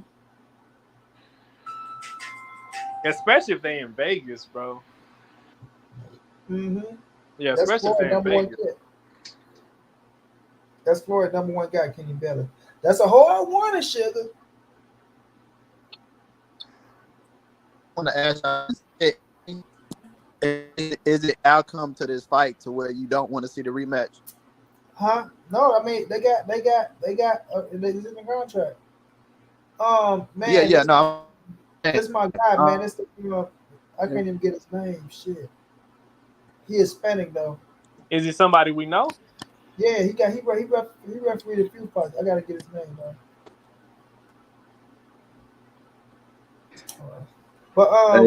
But John G, what you were saying, it's in the contract, so it's like, it doesn't matter what happened, bro, because you gotta think about it. If it's both ways, whoever loses gonna want that rematch. They too prideful, bro. They too prideful. I agree. Yeah, they too prideful, bro. I'm just saying, as a fan perspective, say if you go in there and EJ sleep him. I'm talking about Pacquiao, Marquez. Yeah. Do you want to see, as a fan, do you want to see the rematch? Yeah. Pacquiao Marquez fights we got 4. exactly. We got 4 of them things, Johnny G. We gonna get 2. Hey, we gonna get 2 of these. You see, hey, Monty, you see how fast them damn pre-sales went? We 2 of these. Man, you hear me? Now I'll definitely, especially if he sleep him, because if he sleep him, as a Bud fan, I'm gonna just be like, man, if that fight would have went 12, Bud would have won. So yeah, we want to see the rematch. Now I just think their style's gonna add up to a fight of the year type of fight, man. I almost can't see it no other way, bro. Because I just can't see a scenario where it's just one-sided like the Ugas fight was, or like the Mikey Garcia fight was, or like the Dan. I just can't foresee Errol one-sidedly beat. Now I can see him beating Crawford. Don't get me wrong. I can damn sure see him beating Crawford. I just can't see it being as one-sided as people think it's gonna be. I ain't even gonna hold you. I've been saying this from the beginning. I think it's gonna be a one-sided performance. I've never said this fight was gonna be 50-50 in the ring. I just don't see it. Wow. Really? Because hey John. Why not? Bud defense. I've never seen. I'm gonna say like the best defense against EJ is you're gonna have to sit there and brawl like Sean Porter did, and Bud don't got that. Bud ain't gonna sit there in the middle, in the inside and bang with you. I don't see that happening. And his defense, he get hits a lot against people that don't hit a lot. I'm just sitting up here seeing what EJ can do. I see Bud, like I say, Bud best bet in this fight is the counter, trying to catch EJ with a counter. But just sitting there going toe-to-toe with him, I don't see it happening. I see that work rate from EJ. I see Bud trying to move around and clinch, but I just see that work rate from EJ. I don't think Bud can match that. Yeah, I feel like I just feel like this, man. I give Bud credit for what he is. He's a dog. He's an animal. I feel like he's gonna be in the fight. I feel like it's gonna be a tough fight. You know what I'm saying? I just think down the stretch, I think Errol Spence, that dog in him is gonna heat up, bro. And I think he gonna start putting them pants. I say pants. Go start putting them hands on his ass and them pants on his ass. Their pants. Their pants on his ass. You feel me? Smacking his ass with pans, pots, beating the box. But I just gonna start putting them hands on him, bro. I just feel like the work rate, bro. Like you say, Terence Crawford don't have that motherfucking. He don't have that motherfucking that defense where people be talking about. He gonna go in there, he gonna be Mayweather and shit. Nah, no sir. Spence defense is underrated too, like Love once said. Like I say, John Kramer, what's going down? Spence, man, he just got to wear again there, bro. He just got to wear again there, fam. I just feel like when he on this shit and when he want it, like Errol Spence want this. Like he, I'm not saying Bud don't want it, but it's just like what you said, John G. I mean not John G. YB, the relentlessness of this dude, bro. Like he don't take no for a fucking answer. Now neither one of these motherfuckers took a loss, so we can't say, oh well, da da da, bing bada bing bada boom. But it's just like when we see Errol Spence in the ring, bro. It's like when that motherfucker turned it on, bro. He turned it on. Same with Terence Crawford. So this shit just gonna be, bro. Like we know this shit living up to the hype, and it's gonna be brutal. It's gonna be brutal, bro. Like these dudes, man. This shit finna be realistic, fam. It's finna be, and I'm gonna be real with you. It might be good being there at the fight because you gonna hear the punches and you gonna see the shit. But I think if you watch it on TV, you'll get the best version. Agreed. Hey, Monty, and that's the thing. Like me, like what you were saying about it being just brutal. I think it's gonna be, it's definitely gonna be tactical. Like you said, I was looking at the stats, and Bud didn't throw more than 400 and something punches in the whole Porter fight, bro, in 10 rounds. He didn't throw more than 320. I think it was like 337 punches. I need to go back and check. Don't fact check me on it, but it was less than 400 shots. Like when you look at a guy, Spence throws double, triple that. It's hard to. If your defense is on point, let's say Spence is bringing his punches back high and tight every time, keeping his hands up, stepping back, being defensively responsible in there, and has no lapses in concentration. It's gonna be very difficult because Bud ain't a supreme combination puncher, like you said. And when people are like, well, Porter troubled Spence. Well, Bud is not awkward like Porter as far as feinting with his feet. Porter does those weird ass in cuts, out cuts. Porter's like a running back in there, footwork wise. he does cone drills for boxing. You know what I mean?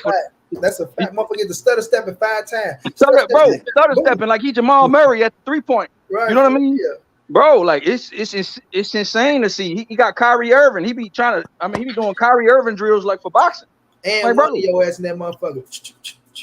It's different. It's a different, you can't prepare. It's hard to prepare for a fighter like Sean who lead with his head, coming down there low to the ground, 5'6", but kind of stocky. It's tough. Bud is a long, wiry, counter puncher, dynamic boxer puncher, where, and he's not, Bud don't throw 4 or 5 punch combinations unless he really got you sitting there, unless you just really sitting there. But Bud throw 1 or 2 shots at a time as well.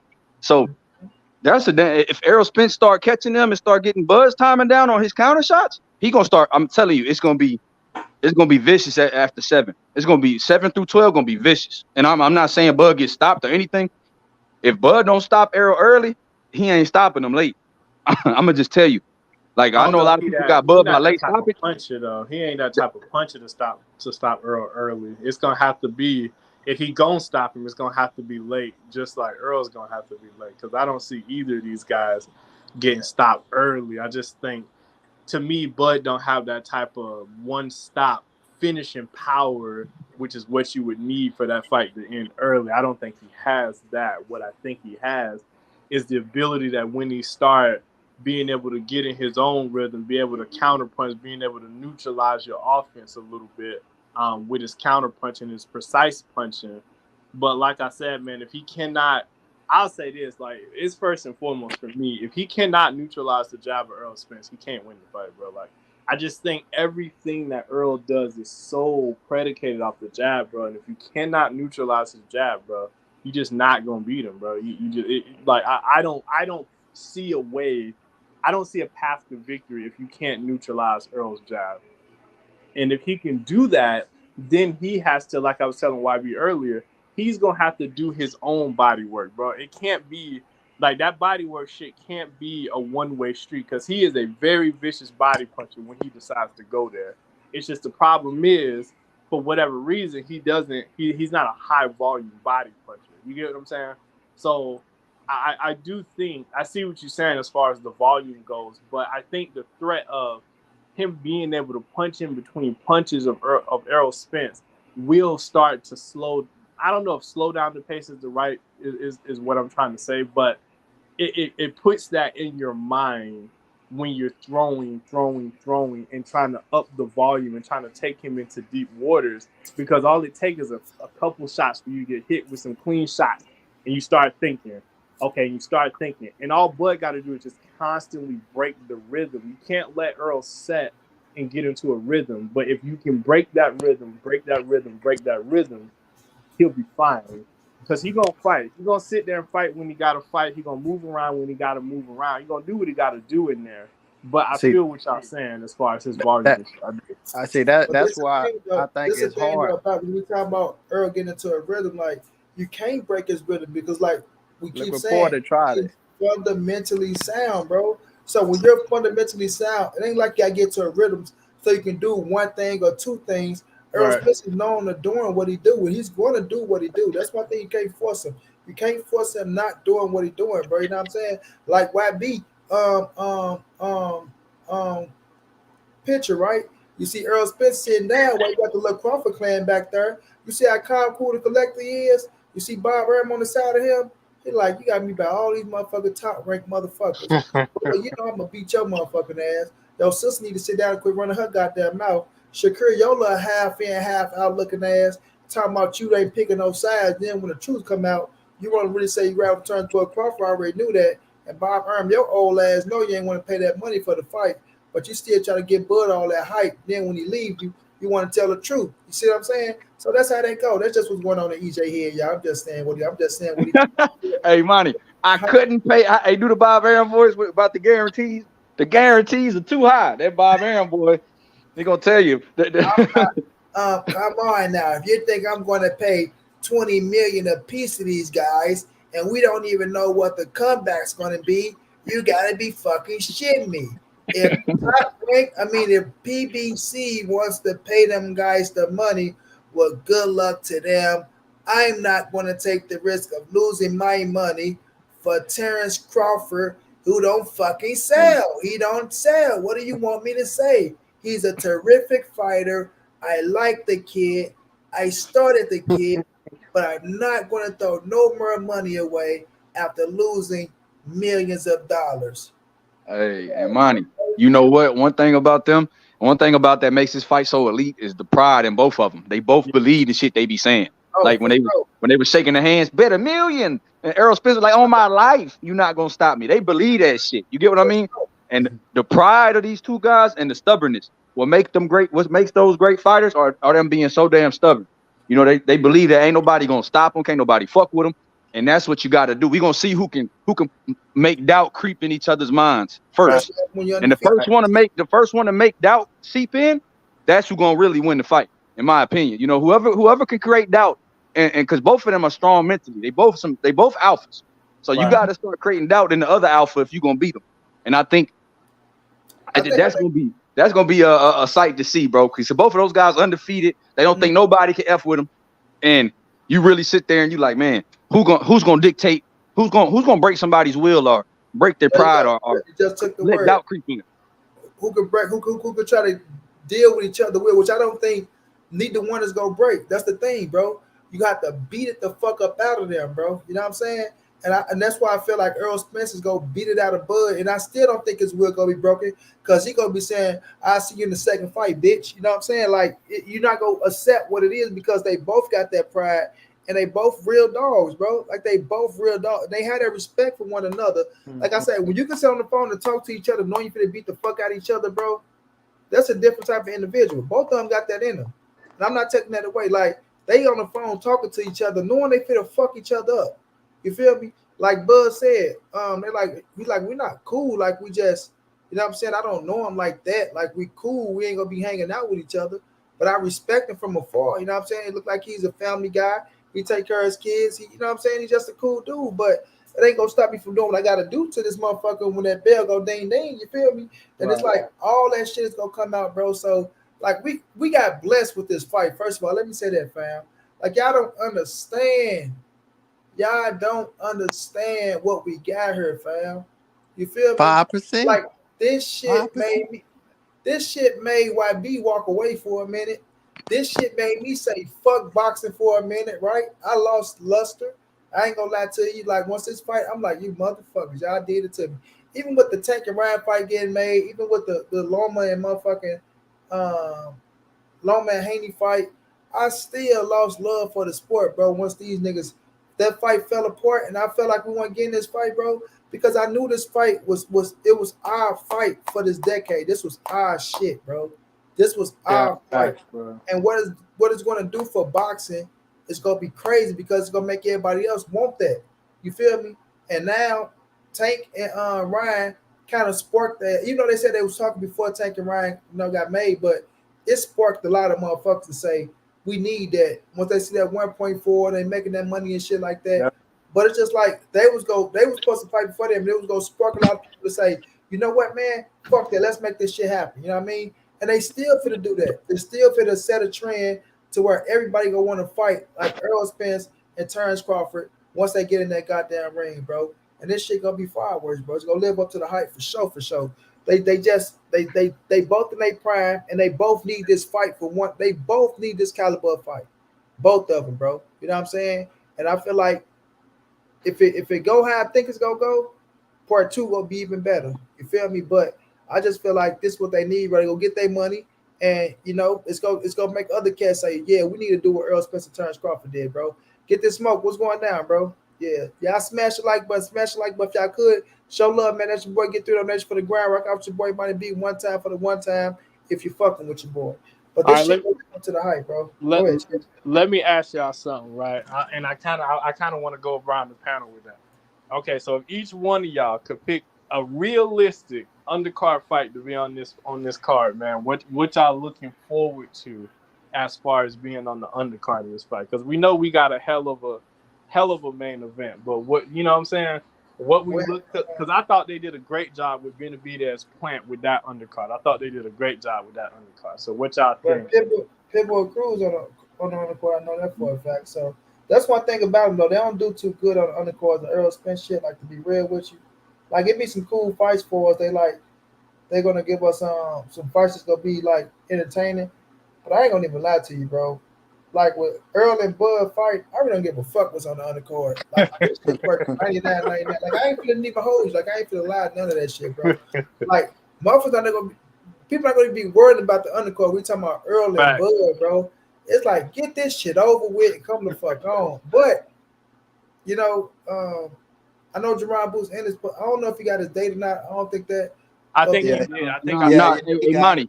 July 8th, Atlantic City. Yeah, he got it. Yeah. So against the guy that just beat Rashidi Villa. Yeah, that's true. I seen that too. Yeah, I like that fight. They should have put that on the undercard though. Well, they trying to make him a main event to give him his own recognition to build Boots up. You feel me? Yeah. Hey, you know what, Monty? That would have been good, YB. Is Frank Martin fighting? I heard Frank Martin fighting on the 15th or the 22nd. Yeah, I was Frank like, Martin. Damn.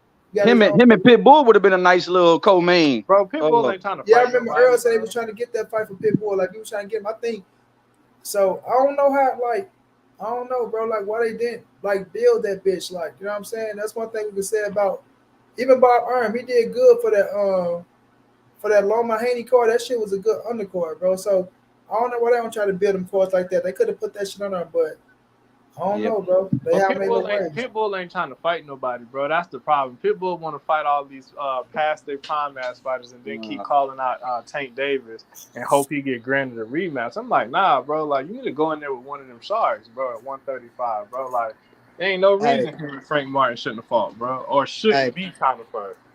Pitbull got a big ass following, bro. I ain't gonna say that. I ain't gonna say that you don't want to fight nobody. I won't say that, but it's just like what they put on the table is like I don't know, bro. They building them.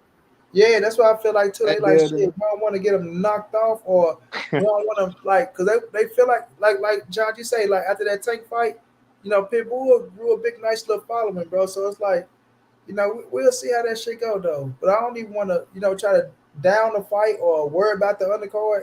Once they announce that bitch, they go announce that bitch. Like we got Errol and Crawford, bro. Like that shit there is the undercard and the main event. You feel me? Like that's what we've been waiting on, bro. We got that motherfucker. So whatever they put on the undercard, we just go deal with it because we gonna pay for that motherfucker. We paying for Errol and Bud anyway. Facts. Hey, I was gonna say, when the presser, the first presser. I thought it was supposed to be coming up this week. They said it's supposed to be Wednesday and Thursday, but I don't know. This week. It's coming up this week.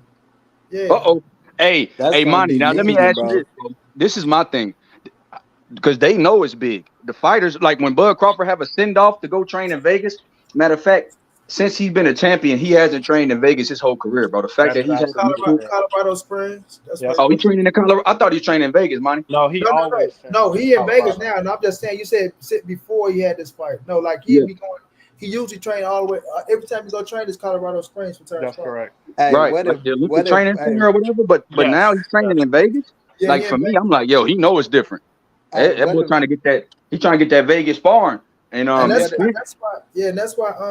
why he been doing a little press because he been in Vegas and shit like that. So, hey, what if he pushed EJ at the presser? Boy, that's gonna make the fight. He ain't gonna push no EJ. This fight already sold. You ain't even gotta do it. They ain't got to do the theatrics, bro. They ain't got to do the Mike Tyson biting Lennox Lewis leg and shit. Hey, when Bud talked on that UFC channel, he already let you know, like, we're not gonna be doing none of that shit. Like I said, we don't have to go out there and get outside ourselves to sell a fight. The fight's old. Like this fight, but that don't mean they not gonna talk shit now. Let's put that out there because one thing about Brian Custer, he gonna end up some shit. Get shit. He know what words to say. Well, they said this, and they gonna have their back and forth. With Bo Mac up there too, it's gonna be some back and forth, bro. So hey, who that always with Bud? Pound for pound, Bud. Bernie, motherfucking ass. No, that ain't Bernie. It's somebody else. Be over there. Pound for pound. Like on Bud and them side. Yeah. You like when Porter. Probably one of the coaches, or maybe probably somebody on the team. I don't know. Yeah, it's gonna be interesting. I ain't gonna lie. I want to. For sure, bro. And then we got back to back too. We got New York and LA. I don't know if it's gonna be LA, New York. It might be New York first, then LA last. You feel me? They gonna talk their shit though. They gonna talk. They know what they gotta do. You know what I'm saying? Hey, Monty, it's a build up too, because remember, Errol Spence watched all your posts last year when in November and December when we found out Bud took the Avanesian fight, bro. You was posting every day. Spence was watching your stories, and then even Crawford's nephew came on the panel. You had what's my man? Yeah. What's my man name? Trevion. Drico Bay came. Bro, it was serious. Both of them read everything, and don't think Spence don't. We gotta get Drico Bay back on the panel, man. Drico, we had our little situation, right? But now I'm gonna be man enough to go to Drico and tell him, come on back. So I can tear his ass up. They are, you and Drico, bro. That shit is a sitcom. But Monty, when both of them read everything. This is, don't think that Spence ain't here and it's the first time in his career he's gonna be an underdog, And then Bud Crawford, Travion was saying we ain't ducking him. They ain't want to pay us. Remember we were saying that Bud we called him backdoor Bud, and then Spence. Spence. They, a lot of people ran with the narrative that he was ducking Crawford. So I don't think that he ain't got a point to prove, and Bud ain't got a point to prove for people that criticize his resume. So it's a lot of different storylines and the narratives on whoever side you on in this fight that could be played into, and both of them hear everything. Both of them, since Spence is composed, but he still read and hear everything. Yeah, for real, bro. You don't miss nothing. I think by the time the betting books close, I would almost be willing to bet that Spence would be the favorite by the time the shit closed, though. You think so, Jay? Yeah, I do. I think it's gonna be a lot of money coming in. Slight margin. Huh? Bud gonna hold the bad slight margin. You gonna be the favorite going in. You got too many accolades when the bookies look at that shit. And he's not coming off as long of a layoff as Spence is. They look at that shit too. Yeah, true. Shit. That's true. You know, Bud fought in December. Spence ain't In fought since December. April. Then Yeah, they look Spence at ain't fought since last April. they look at what the they be looking at what the legends and shit be saying and all that shit. They pay attention to all that shit. Yeah. Bro, Yeah, I the boogies ain't no stupid motherfuckers now. bro, I ain't gonna know how to act when goddamn July 29th come, bro. I ain't gonna know how to act, bro. I ain't gonna. Bro, it's I gonna be might so not go much. to sleep. I might not go to sleep that night, nigga. I Oh, might bro, sleep that day. internet gonna be buzzing. This shit gonna break the internet. No matter who wins, this shit gonna break the internet. Yeah. Facts, bro. This shit gonna break the internet. Man, this shit finna go crazy, bro. Yeah, yeah. Like you said, bro. Imagine that though. Imagine, you know, bro. Imagine who wins, and then imagine if it's a close ass fight, but it's a clear winner. You know, and then they get a rematch. You know what I mean? That shit's gonna be, bro. You thought the tickets went fast, the pre-sales went fast this time, God, bro. This shit is amazing for boxing though. This shit kind of rejuvenated boxing, in my opinion. Bro. It did, bro. I ain't gonna lie to you, it did. And Cause, not just this, Ryan Tank, and you know what I'm saying, like Bro, that event that it was like Haney Loma, like now we getting this. Now we talking about Canelo and Benavidez possibly if Bivol don't come back to the table, which I don't think they are, bro. Like I think this gonna push that Tank and Devin to get done. yeah. I agree, man.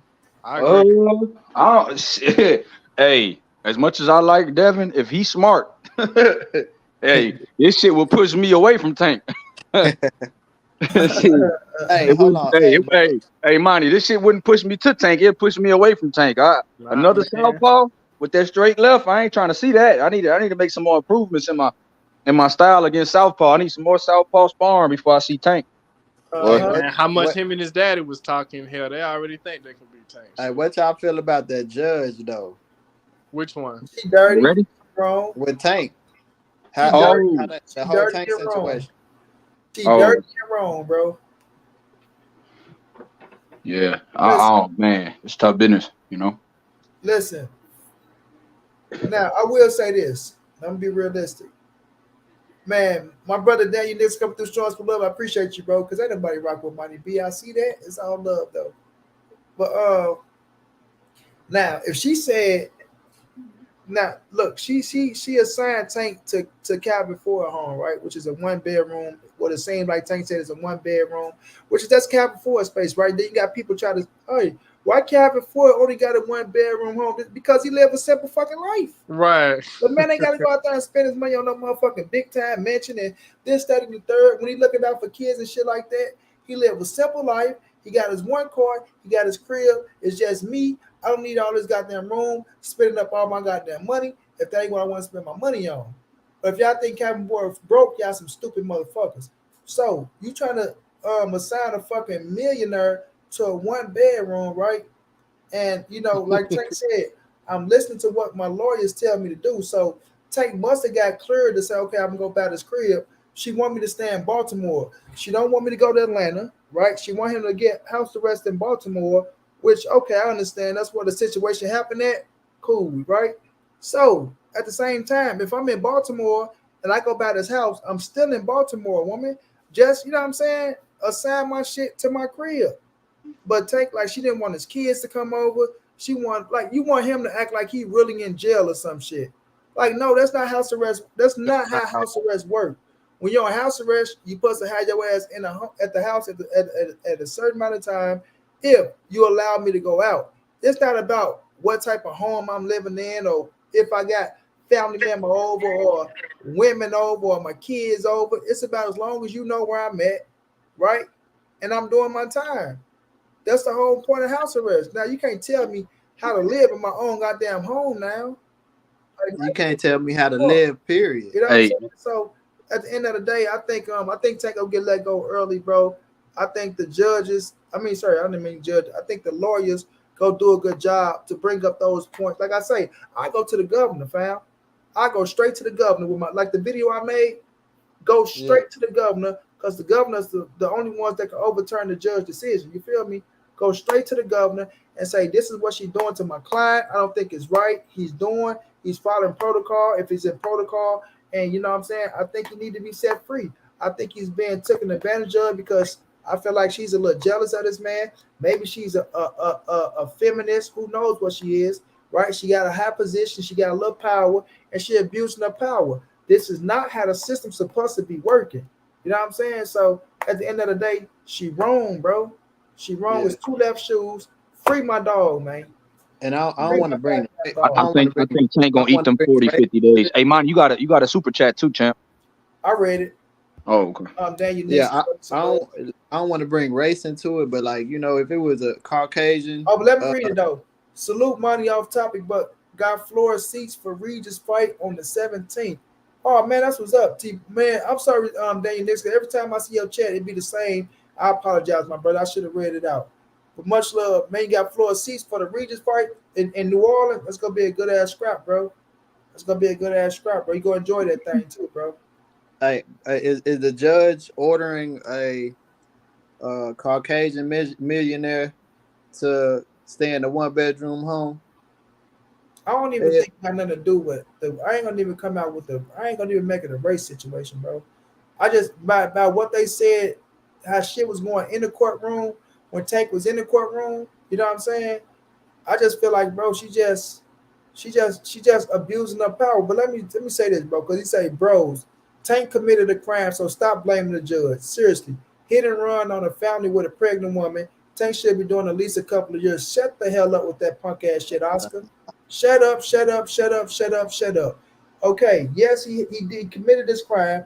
When you go to court, right? You go to court with your lawyers, right? This woman didn't die. This woman didn't lose a baby or none of that, right? So we go stop with that shit. It's not like somebody got seriously hurt where a motherfucker lost a limb. This, that, and third. The most that happened is the car got wrecked. You understand what I'm saying? After that shit, you went to court. The lawyers did what they did. He got house arrest and he got probation, right? That's his sentence. It ain't about, oh, bro, Tank did this. That's not what we're talking about. What's going on now with the situation with Tank is a judge abusing her power and overturning something that she assigned him to. So no, bro, we're not doing all that weak ass shit. Oh, bro, Tank had the time. Ain't nobody dead, right? The shit is over with. This is years down the line, bro. Years down. This ain't something that just happened. All right, it ain't just happened. You can say house arrest ain't shit all you want to. That's what he got to sign. You feel me? At the end of the day. So we can go with all this weak ass shit. Oh man, take no, fuck all that. You feel me? If it was a serious crime and somebody was injured to the point to where, damn, bro, they slapped him. No, bro, but so we're not about to do all that, fam. We're not about to do all that. My What I brother, heard though, money, it was more like she was really incensed at Tank because he didn't seem quote unquote remorseful, and I wasn't there, exactly right. and he never apologized. You He know, the never victims all apologized, right? they wanted an apology, so they wanted him to seem like he was remorseful and those type of things, and it seemed like it was personal from that standpoint because of the lack of remorse and those things. That's what I took from the And this transcript. I facts. wasn't there, money, but that's kind of what made me think she tried to stick it to him because he didn't seem remorseful. So anything that she could deem a violation and legally do, in her power to make him sit down in jail for a second, uh, I felt like that was what she used her power to do. Right, and that's why I say I'm not gonna bring up race in this part of America. We can say we already know how the system is towards blacks and Hispanics. I'm not gonna like I'm throwing it out. I'm saying right now what it was is what John G said. John G, I was trying to make that point, and you hit it on the head right there. So once you're inside a courtroom with a judge, bro, and they looking at that shit, right? They looking at how you acting. They looking at what you're doing. Oh, he's not remorseful. Oh, he's an arrogant motherfucker. Oh, he think because he got money he can make everything go away. Oh, okay, I got something for him. And bound they try to make you pay a price on a situation like that, bro. So it just comes down to the fact of she wrong, right? You assign them to a place, and now you want to overturn it and send them to jail, right? So it's like, come on now, like I don't think that's fair, bro. I don't think that's fair.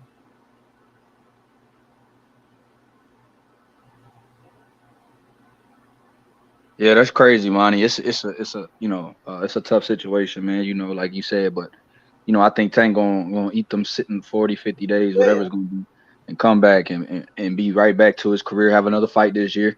I that's a think fact. Tank gonna get out and fight again this year. No, I think he will too, but I think it'll be like in November, December. Me too. I I think think it'll me be the end of and the year. Chess was that man. You talking about that Chess man? Somebody was talking about that shit. Was it me and Chestnut But what? about Tank having to fight this year or waiting the next year? No, this year for sure. Because I think he said that even after the Ryan fight that he wanted to fight again. That's my who's I talking to? I think that's probably I me and don't my know. boy Blood one. I was talking Talking. to somebody about that shit. Yeah, but yeah, I'll let See, other it's beat just that bro. shit. It's literally just the length of Benavidez that's bothering this man right now, bro. Like I'm sitting here watching it now, bro. Like Oh, you watching the Benavidez? yeah, Hey, Chestnut. Hey, Benavidez Chestnut, you a real one though, bro. We could tell you something. You gonna go back and watch that shit. ain't doing shit right now. He catching with that jab, bro, because he's so long, bro. Like, but I do see what you mean when you say that them hooks can get wild. You know what I'm saying? I don't like when he try to lean back to Benavidez avoid was touching punches, his bro. ass though, Chess, like the whole fight. Like I was surprised. I thought he handled Benavidez a little easier than what I thought. Then I went back, and it took him to the 12th to get him up out of there, fam. So Benavidez At almost went welterweight. 12. This only his third fight at welterweight, though. Oh, I don't want to hear that shit. It's only his third. That motherfucker was a champion that welterweight. Don't give me only his third fight. He went out and Benavidez was on one leggy leg, bro. Man, bro, this a big ass And then welterweight. somebody had the audacity to say that Benavidez is more tricky than Errol Spence. He was he's not. How the fuck is he more tricky and more awkward? He was standing there fighting shit out of Bud with one leg, bro. Mainly on the ropes, talking about, come on. Like, stop it, bro. Stop. But this is why I say, Bud seemed like he welcomed the exchanges more at welterweight because he's. I just think the length of Benavidez will bother anybody at this weight class, if I'm being completely honest. Like, man, that's what I said, what Benavidez is. Hey, yes, now, he did. Hey, Chess, Yes, sir. I got a question. Look, this is something I've always been wondering too, because you know, do you feel, because as a Bud Crawford guy, as a Bud Crawford fan, do you feel like Bud is a little bit more? Do you feel like Bud is a lot more flat-footed, not at 147 than he was, let's say, when he fought Postal, or when he fought a guy like when he fought a guy like Bradis Prescott?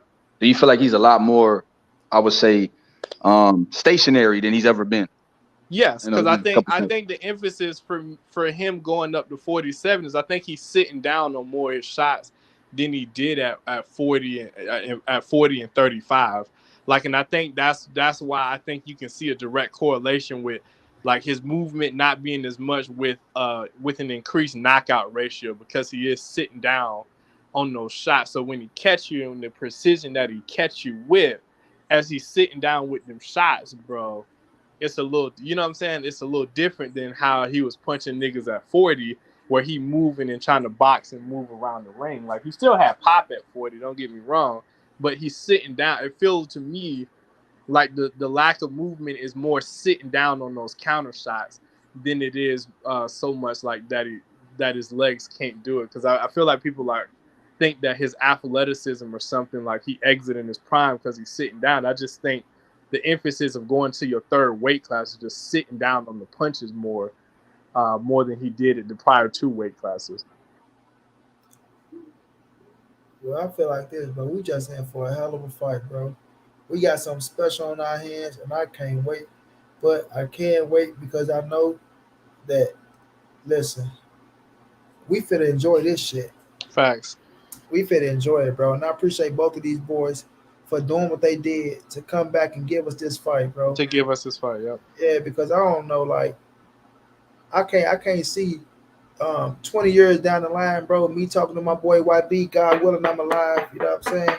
Me talking to my boy YB, talking about, damn, YB, bro, we was that close again. Errol, Spence, and Terence, Crawford, bro. Facts, bro. You feel me, bro? Like, God damn, bro. Like, only if backdoor Bud never ran out that back door, bro, and signed that goddamn contract.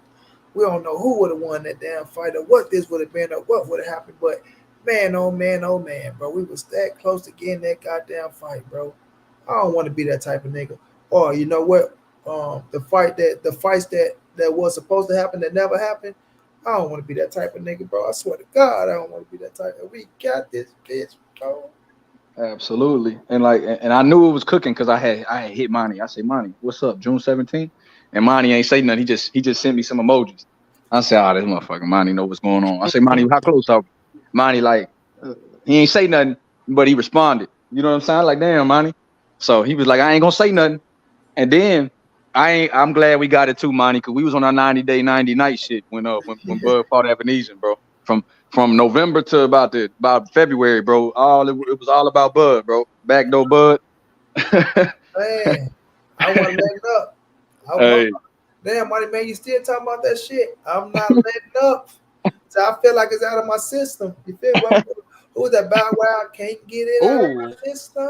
Ooh. Don't know what it mean to me. See, that's where he gonna get himself in trouble because he like to fight in the southpaw stand. Because this when Benavidez start touching him, I just seen him hit him with a nasty combo in the southpaw stance. Like this way, he's starting to really hit him because he opened himself up with this straight right hand. AB back on Friday, bro. Hey, yeah, he is. Yep. Again. Hey, now Chestnut, what you see? You see Bud get touched when he was in the southpaw stance? Yeah. So he switched southpaw starting the fourth round, and that's when Benavidez starting to really like he done touched him with some good combos in this round so far, and it's that straight right hand down. That's really beautiful. Oh shit. Hey, Chestnut, you know why Bud likes? You know what makes Bud so comfortable in that southpaw stance is because he's so confident in his right check hook. The same That's correct. That He just popped that he knocked out Brook with. That's his shit. That's one of them leaners. He love that right hook. You know what I mean? He do. Hey, YB, y'all know who I'm surprised that's fighting on Friday as well, bro. The undercard Bud. I mean, on the undercard AB. Who? Rigondeaux, bro. Oh yeah, Rigondeaux fighting some dude named Clemente, Monty. He coming off a 7-year layoff. Rigondeaux I'm just surprised. But what happened to Rigondeaux though with that thing blowing up in his face like that? Oh, his eye, true story. Like, because they were saying he was blind in one eye and all that shit. Like he was. That's what I was about to ask. Like, ain't he blind in one eye? Nah, but shit, they say I don't know. He must have got back right. Good body shot. So man, salute the Rigondeaux, man, for coming back strong, bro. Like that, that really put a smile on my face, bro. I'm like, damn, because I thought his career was done. Yeah, bro. Yeah. And he one of the great Cuban fighters that don't get talked about enough, in my opinion. Man, Rigondeaux is one of the greats, bro. I gotta give him his just due for real. Bob Arm, then they kind of fucked his career up though, because I think he whooped no Nito, bro. He got blackballed like a motherfucker. They kicked my nigga to Japan. Then my nigga had to go to the UK. Then he came back to America. Then he had to fucking fight. They kicked my nigga to Japan. He went over there. He broke old boy ass socket. Baka bean, bada boom. Then he went to the UK. He fucked them up. They're like, nah, we gotta kick the little black ass back on to America. He came over here. He trying to get a fight. Then he had got the motherfucking he had been chasing Loma for a minute. The Loma fight. That's what he got. He had got the Loma fight. He was forced into the Loma fight because that nigga had to come up and fight Loma. But he said no excuses. We was even on the bandwagon. Like they kept telling us, keep pushing. We're like, fuck it, man. We're gonna push for it. He fought at what, 130? They fought at 130, right? Yeah, 130.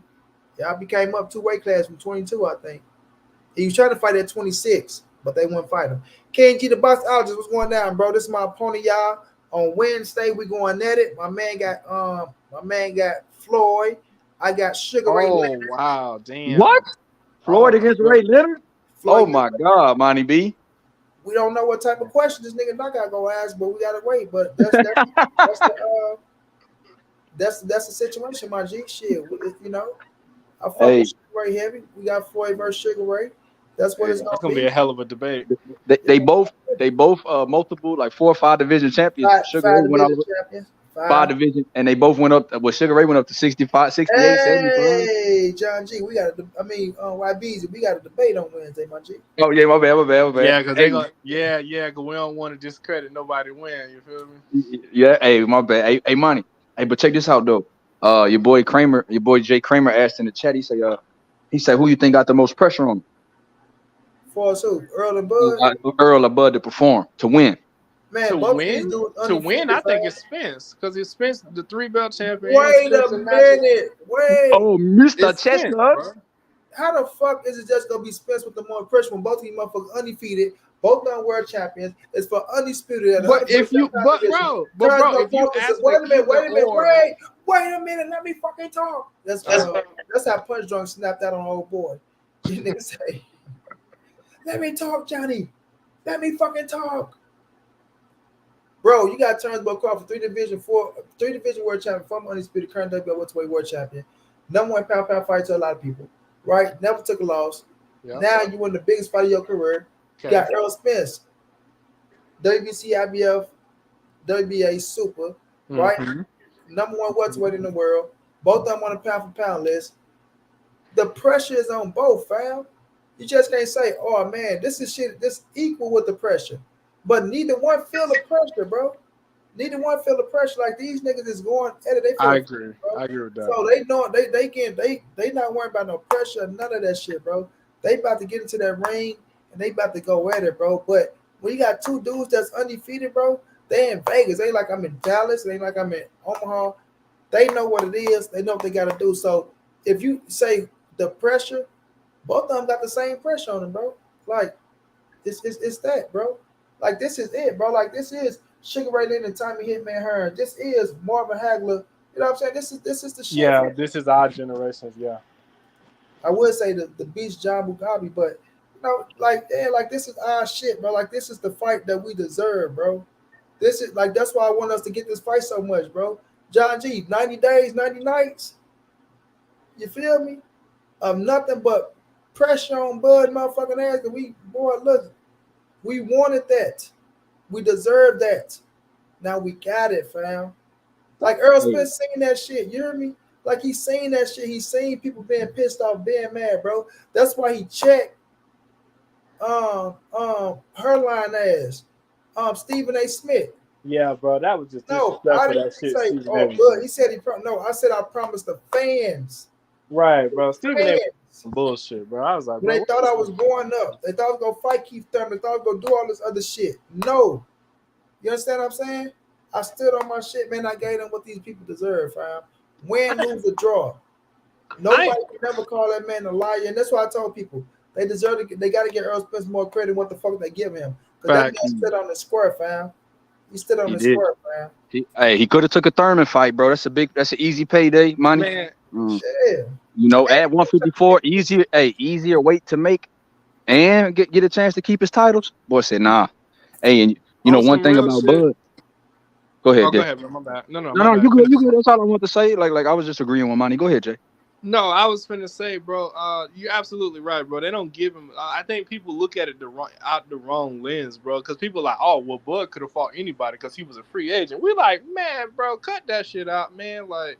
These two needed to fight each other, bro. You can't say, and like y'all said, bro, like Earl stood on this square, bro. He said what he was gonna do, bro. When he got in the ring, you know what I'm saying, after the Ugas fight, bro, he said, Terence Crawford, I'm coming to take your motherfucking belt, bro. Like, and that's what it's been, bro. That's been the mission from day, you know what I'm saying? Like, that Keith Thurman shit, like, you know, although I don't think it should have been at 154 they fought, you know, that's neither here nor there because we ain't getting that shit. But what I was finna say before, bro, like I really wish Bud would have took the original 2-fight deal with PBC, bro. So where he would have got a Keith Thurman fight and then a Errol Spence fight at 21, because I had told everybody I thought he was gonna beat the shit out of Keith Thurman. Oh, he would have. Hey, at that point, I think he would have damn near stopped Keith. I think he would have damn near stopped Keith. Jay, I ain't gonna lie to you, but like you said, would have stopped him. Not damn near. He was gonna stop him. Remember the original 2-fight contract for PBC? They were trying to put Thurman and Spence on the PBC contract. Money. I wish Bud would have took that so he could have smoked Keith Thurman motherfucking ass. And that way you get a Thurman win and going into a Spence fight when you know neither because Thurman and Spence, Spence and Bud both never got a chance to get to beat Thurman ass. Yes. I feel like Spence and Bud would have beat Thurman ass. I feel like they would have too, Monty. But you know, people be like, well, Spence ain't doing nothing but beating. Go ahead. The first 6 rounds, he gave both of their ass some problems, though. I agree with that. I agree 1,000%. Yeah, experience, man, the movement. Keith got pop. You know, the movement, like you said, Monty. He the first 6 rounds. It's just that Bud and Spence are so they got such good IQ, and Bud and Spence cut off the ring so well. Them body shots would have took a toll on Keith, and Bud would have went there because Bud got the high IQ to know that I'm gonna go to Thurman's body too. Correct. Hey, yeah, I And just they thought go, about I got some vanilla and chocolate ice cream. That shit just made me happy as fuck. I don't know where out of nowhere I felt like a kid, bro. I'm Yeah. like, damn, I got some ice cream, bro. hey, It's gonna be it my be like that, money. It be like that when you putting in work, bro. Sometimes you gotta reward yourself, champ. for real, Be bro. like That that. shit just made me Ooh, happy, bro. I'm damn. like, I got some ice cream, bro. But I'm gonna tell you this about Thurman though. Like the first 6 rounds, he bring it, bro. He Every fight, do. the first He six do. rounds, I always say that motherfucker tough for anybody, bro, because he got a good jab, know how to set some shit up, and that motherfucker come out slugging, bro. But after that 6th round, he a front run like He a a front motherfucker. runner, bro. After that 6th round, that motherfucker start trying to box his way. Thurman, I ain't getting my hair in 6. That Hey, motherfucker start trying to box. The Thurman, the whole thing is, if I win 7 out of 12 rounds, boy, you know Yep. what that means? Yep. I win the fight. So, boy, if I go out there and fight you, boy, and I'm up hey, 6 rounds, boy, all I need is one more round. And if I get you one more round, it doesn't matter if you get 5 rounds, I still win a fight. And that's all that matters to keep one time hey, third. you make Keith sound like a math teacher, Monty B. For real, That's bro. how That's he all I be need to talk talking, about. I say this bro. motherfucker. That's all I want to say. If he can't get you out of there in that 6, that motherfucker keep gonna try to box his way He's to a like, win, okay, bro.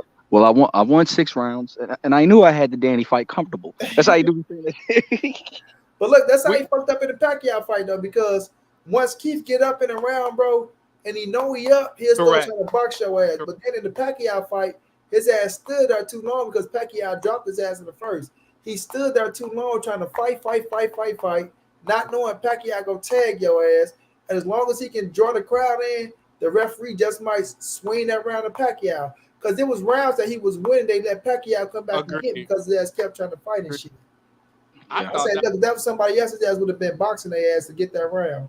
I thought that was his best performance. I tell people all the time. I thought Keith Thurman's best performance was against Manny Pacquiao, bro. Because I Yeah, didn't. that one his best performance. It was, bro. You crazy? Boy, you Yeah. crazy out your goddamn mind. You crazy? That's his And best performance and he lost. Yeah, bro. Man.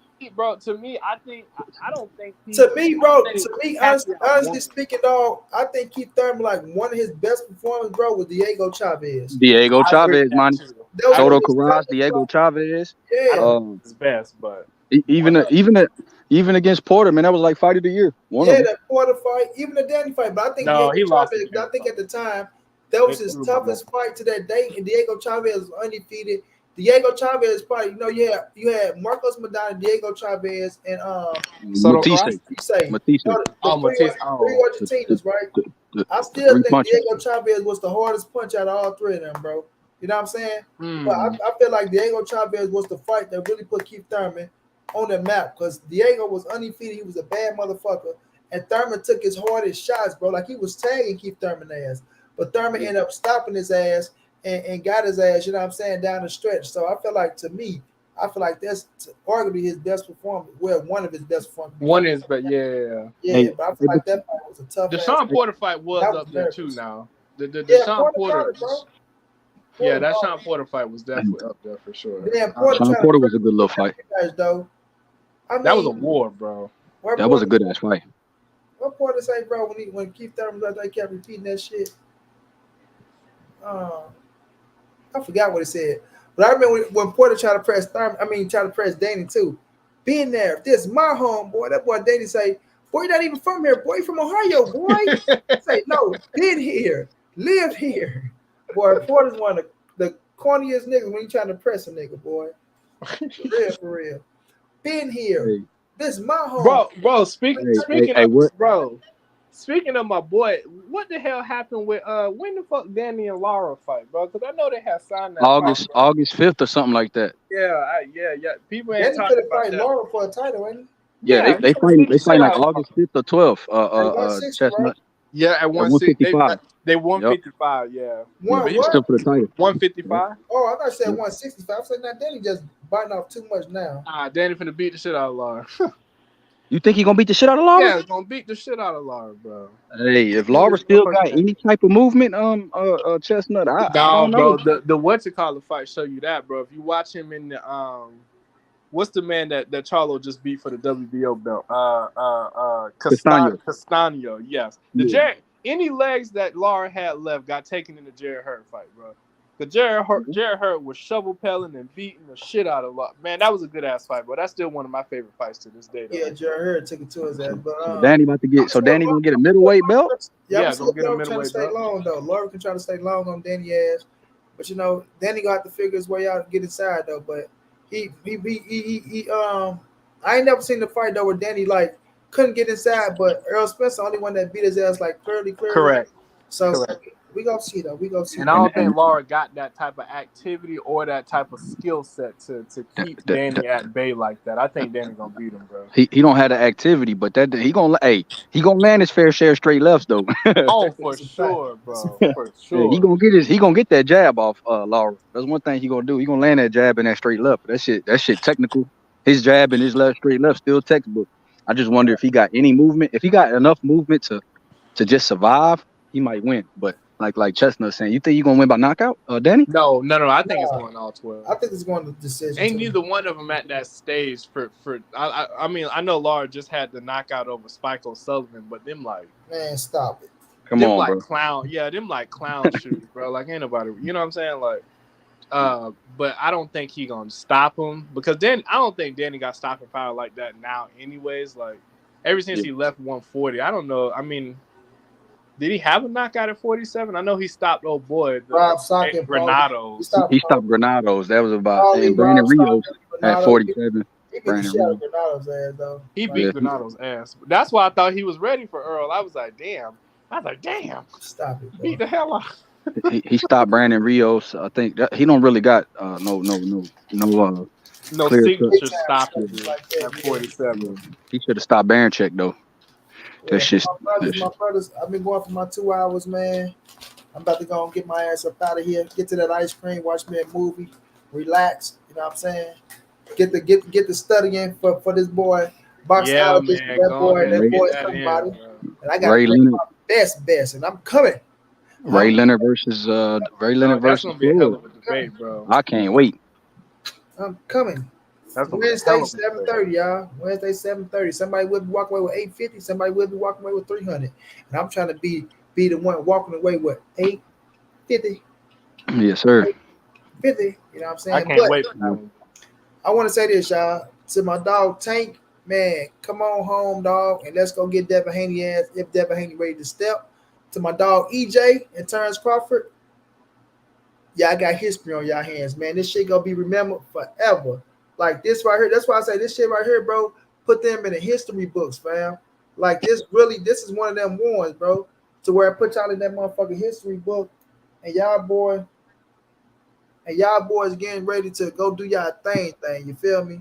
And that's just what it is, bro. But my brother, YBZ, let me get some of your last words, man. One of the only ones that rolled it out with Money B. When I was telling y'all, motherfucker, this fight was gonna happen, and all you motherfuckers turn y'all backs on me. YB, the only one stayed down with me, dog. Hey, me and you stayed down to the Avenesian announcement. Man, you hear me? For real, bro. Hey, Chestnut. It was like October 7th. We were like, the fight gonna happen, bro. We was like November 19th. They only got 5 weeks to announce it, but it's only 5 weeks from the fight. We like November 19th. That's what I heard until Errol tell me it's not November 19th. I'm gonna stick with it. So, hey, look, but nah, man. Hey, Monty B, man, blessings, bro. You know, get ready for the final, man. Proud of you getting there. You know what I mean? Shit, you know, may the best man win. And like you said, I just saw a picture. I just saw the IG Derek James. He got Errol Spence looking. I did too. I saw it too. I just looked at it, bro. Hey, looked at it, bro. Hey, Chess, boy looking like he in fight shape already. Same thing with Bud, bro. Bud looking good shape too. Yeah, he does. He does. Bud in good shape. You can tell they taking this shit, bro. It's serious. Bud, though, and that's why I said I give him credit. Bud always in good shape, bro. Like, he always in good shape. That nigga live a fighter's lifestyle, bro. Like I said, you can't take that away from him at all. But that's what I'm saying. After the situation that happened with Errol Spence, that motherfucker got back in that gym. Yes, he did. Understand what it is, and like he said, I'm not playing with this shit no more, fam. The boy came and whooped Danny Garcia's at 70%, fam. The boy whooped Uga's ass at 85%, fam. Now that boy finna be at 100 beyond. Yeah. Bro, Monty, he did all this shit until Uga's fight without no nutritionist, bro. Like he been, bro, you been having fat camps and no nutritionist, bro. Your whole career and still whooping boys. Like this fight, you know, this is gonna be a second fight with a nutritionist. And, hey, and Bud is already in shape. Bro, this shit is gonna be crazy. It's Bud gonna be is epic, taking his bro. hey Monty. Bud taking his camp to Vegas. Spence down there in Dallas, Oak Cliff, hurting shit. It's gonna be something special, bro. I can't wait, man. Nice talking to you, Chestnut, man, Yes, and sir. Jay. And yeah, Monty, man, be blessed, bro. Thank y'all for the time. Yes, my brother. We know what it is. We locked in. Chestnut. Let me get some Yes, last sir. words from you, bro. Man, bro, like it was good chopping boxing up, man. You know what I'm saying? I love to do this whenever we can, bro. You know, next couple nights, I want you in that lab studying, boy. You got your hands full, man. King G got his hands full, man. Man, you know, good luck in the final on Wednesday, bro. Can't wait to see you bring that bread home. You know what I'm saying? Yes, sir. Yes, sir. You know, I appreciate But you, thank my you for brother. having me, bro. You know, I'll hop up here anytime, bro. You know it's all love, fam. Yes, sir. All right, champ. All right, bro. T-Bone Boston said when Bud lose to Spence, he'll still say he won because he got the bag. Yep, and plus he got another fight coming up, so you know he'll be all right. You know, but we gonna enjoy this thing. We gonna enjoy this thing. We go enjoy this thing. Man, I appreciate y'all boys for coming out rocking with me, man. It's all love, fam, for the 2 hours. Much love, much appreciated. I will check y'all out tomorrow. Y'all check out them videos I'm dropping. Y'all stay locked into your boy, man. Y'all have a good one, man. Peace out, fam.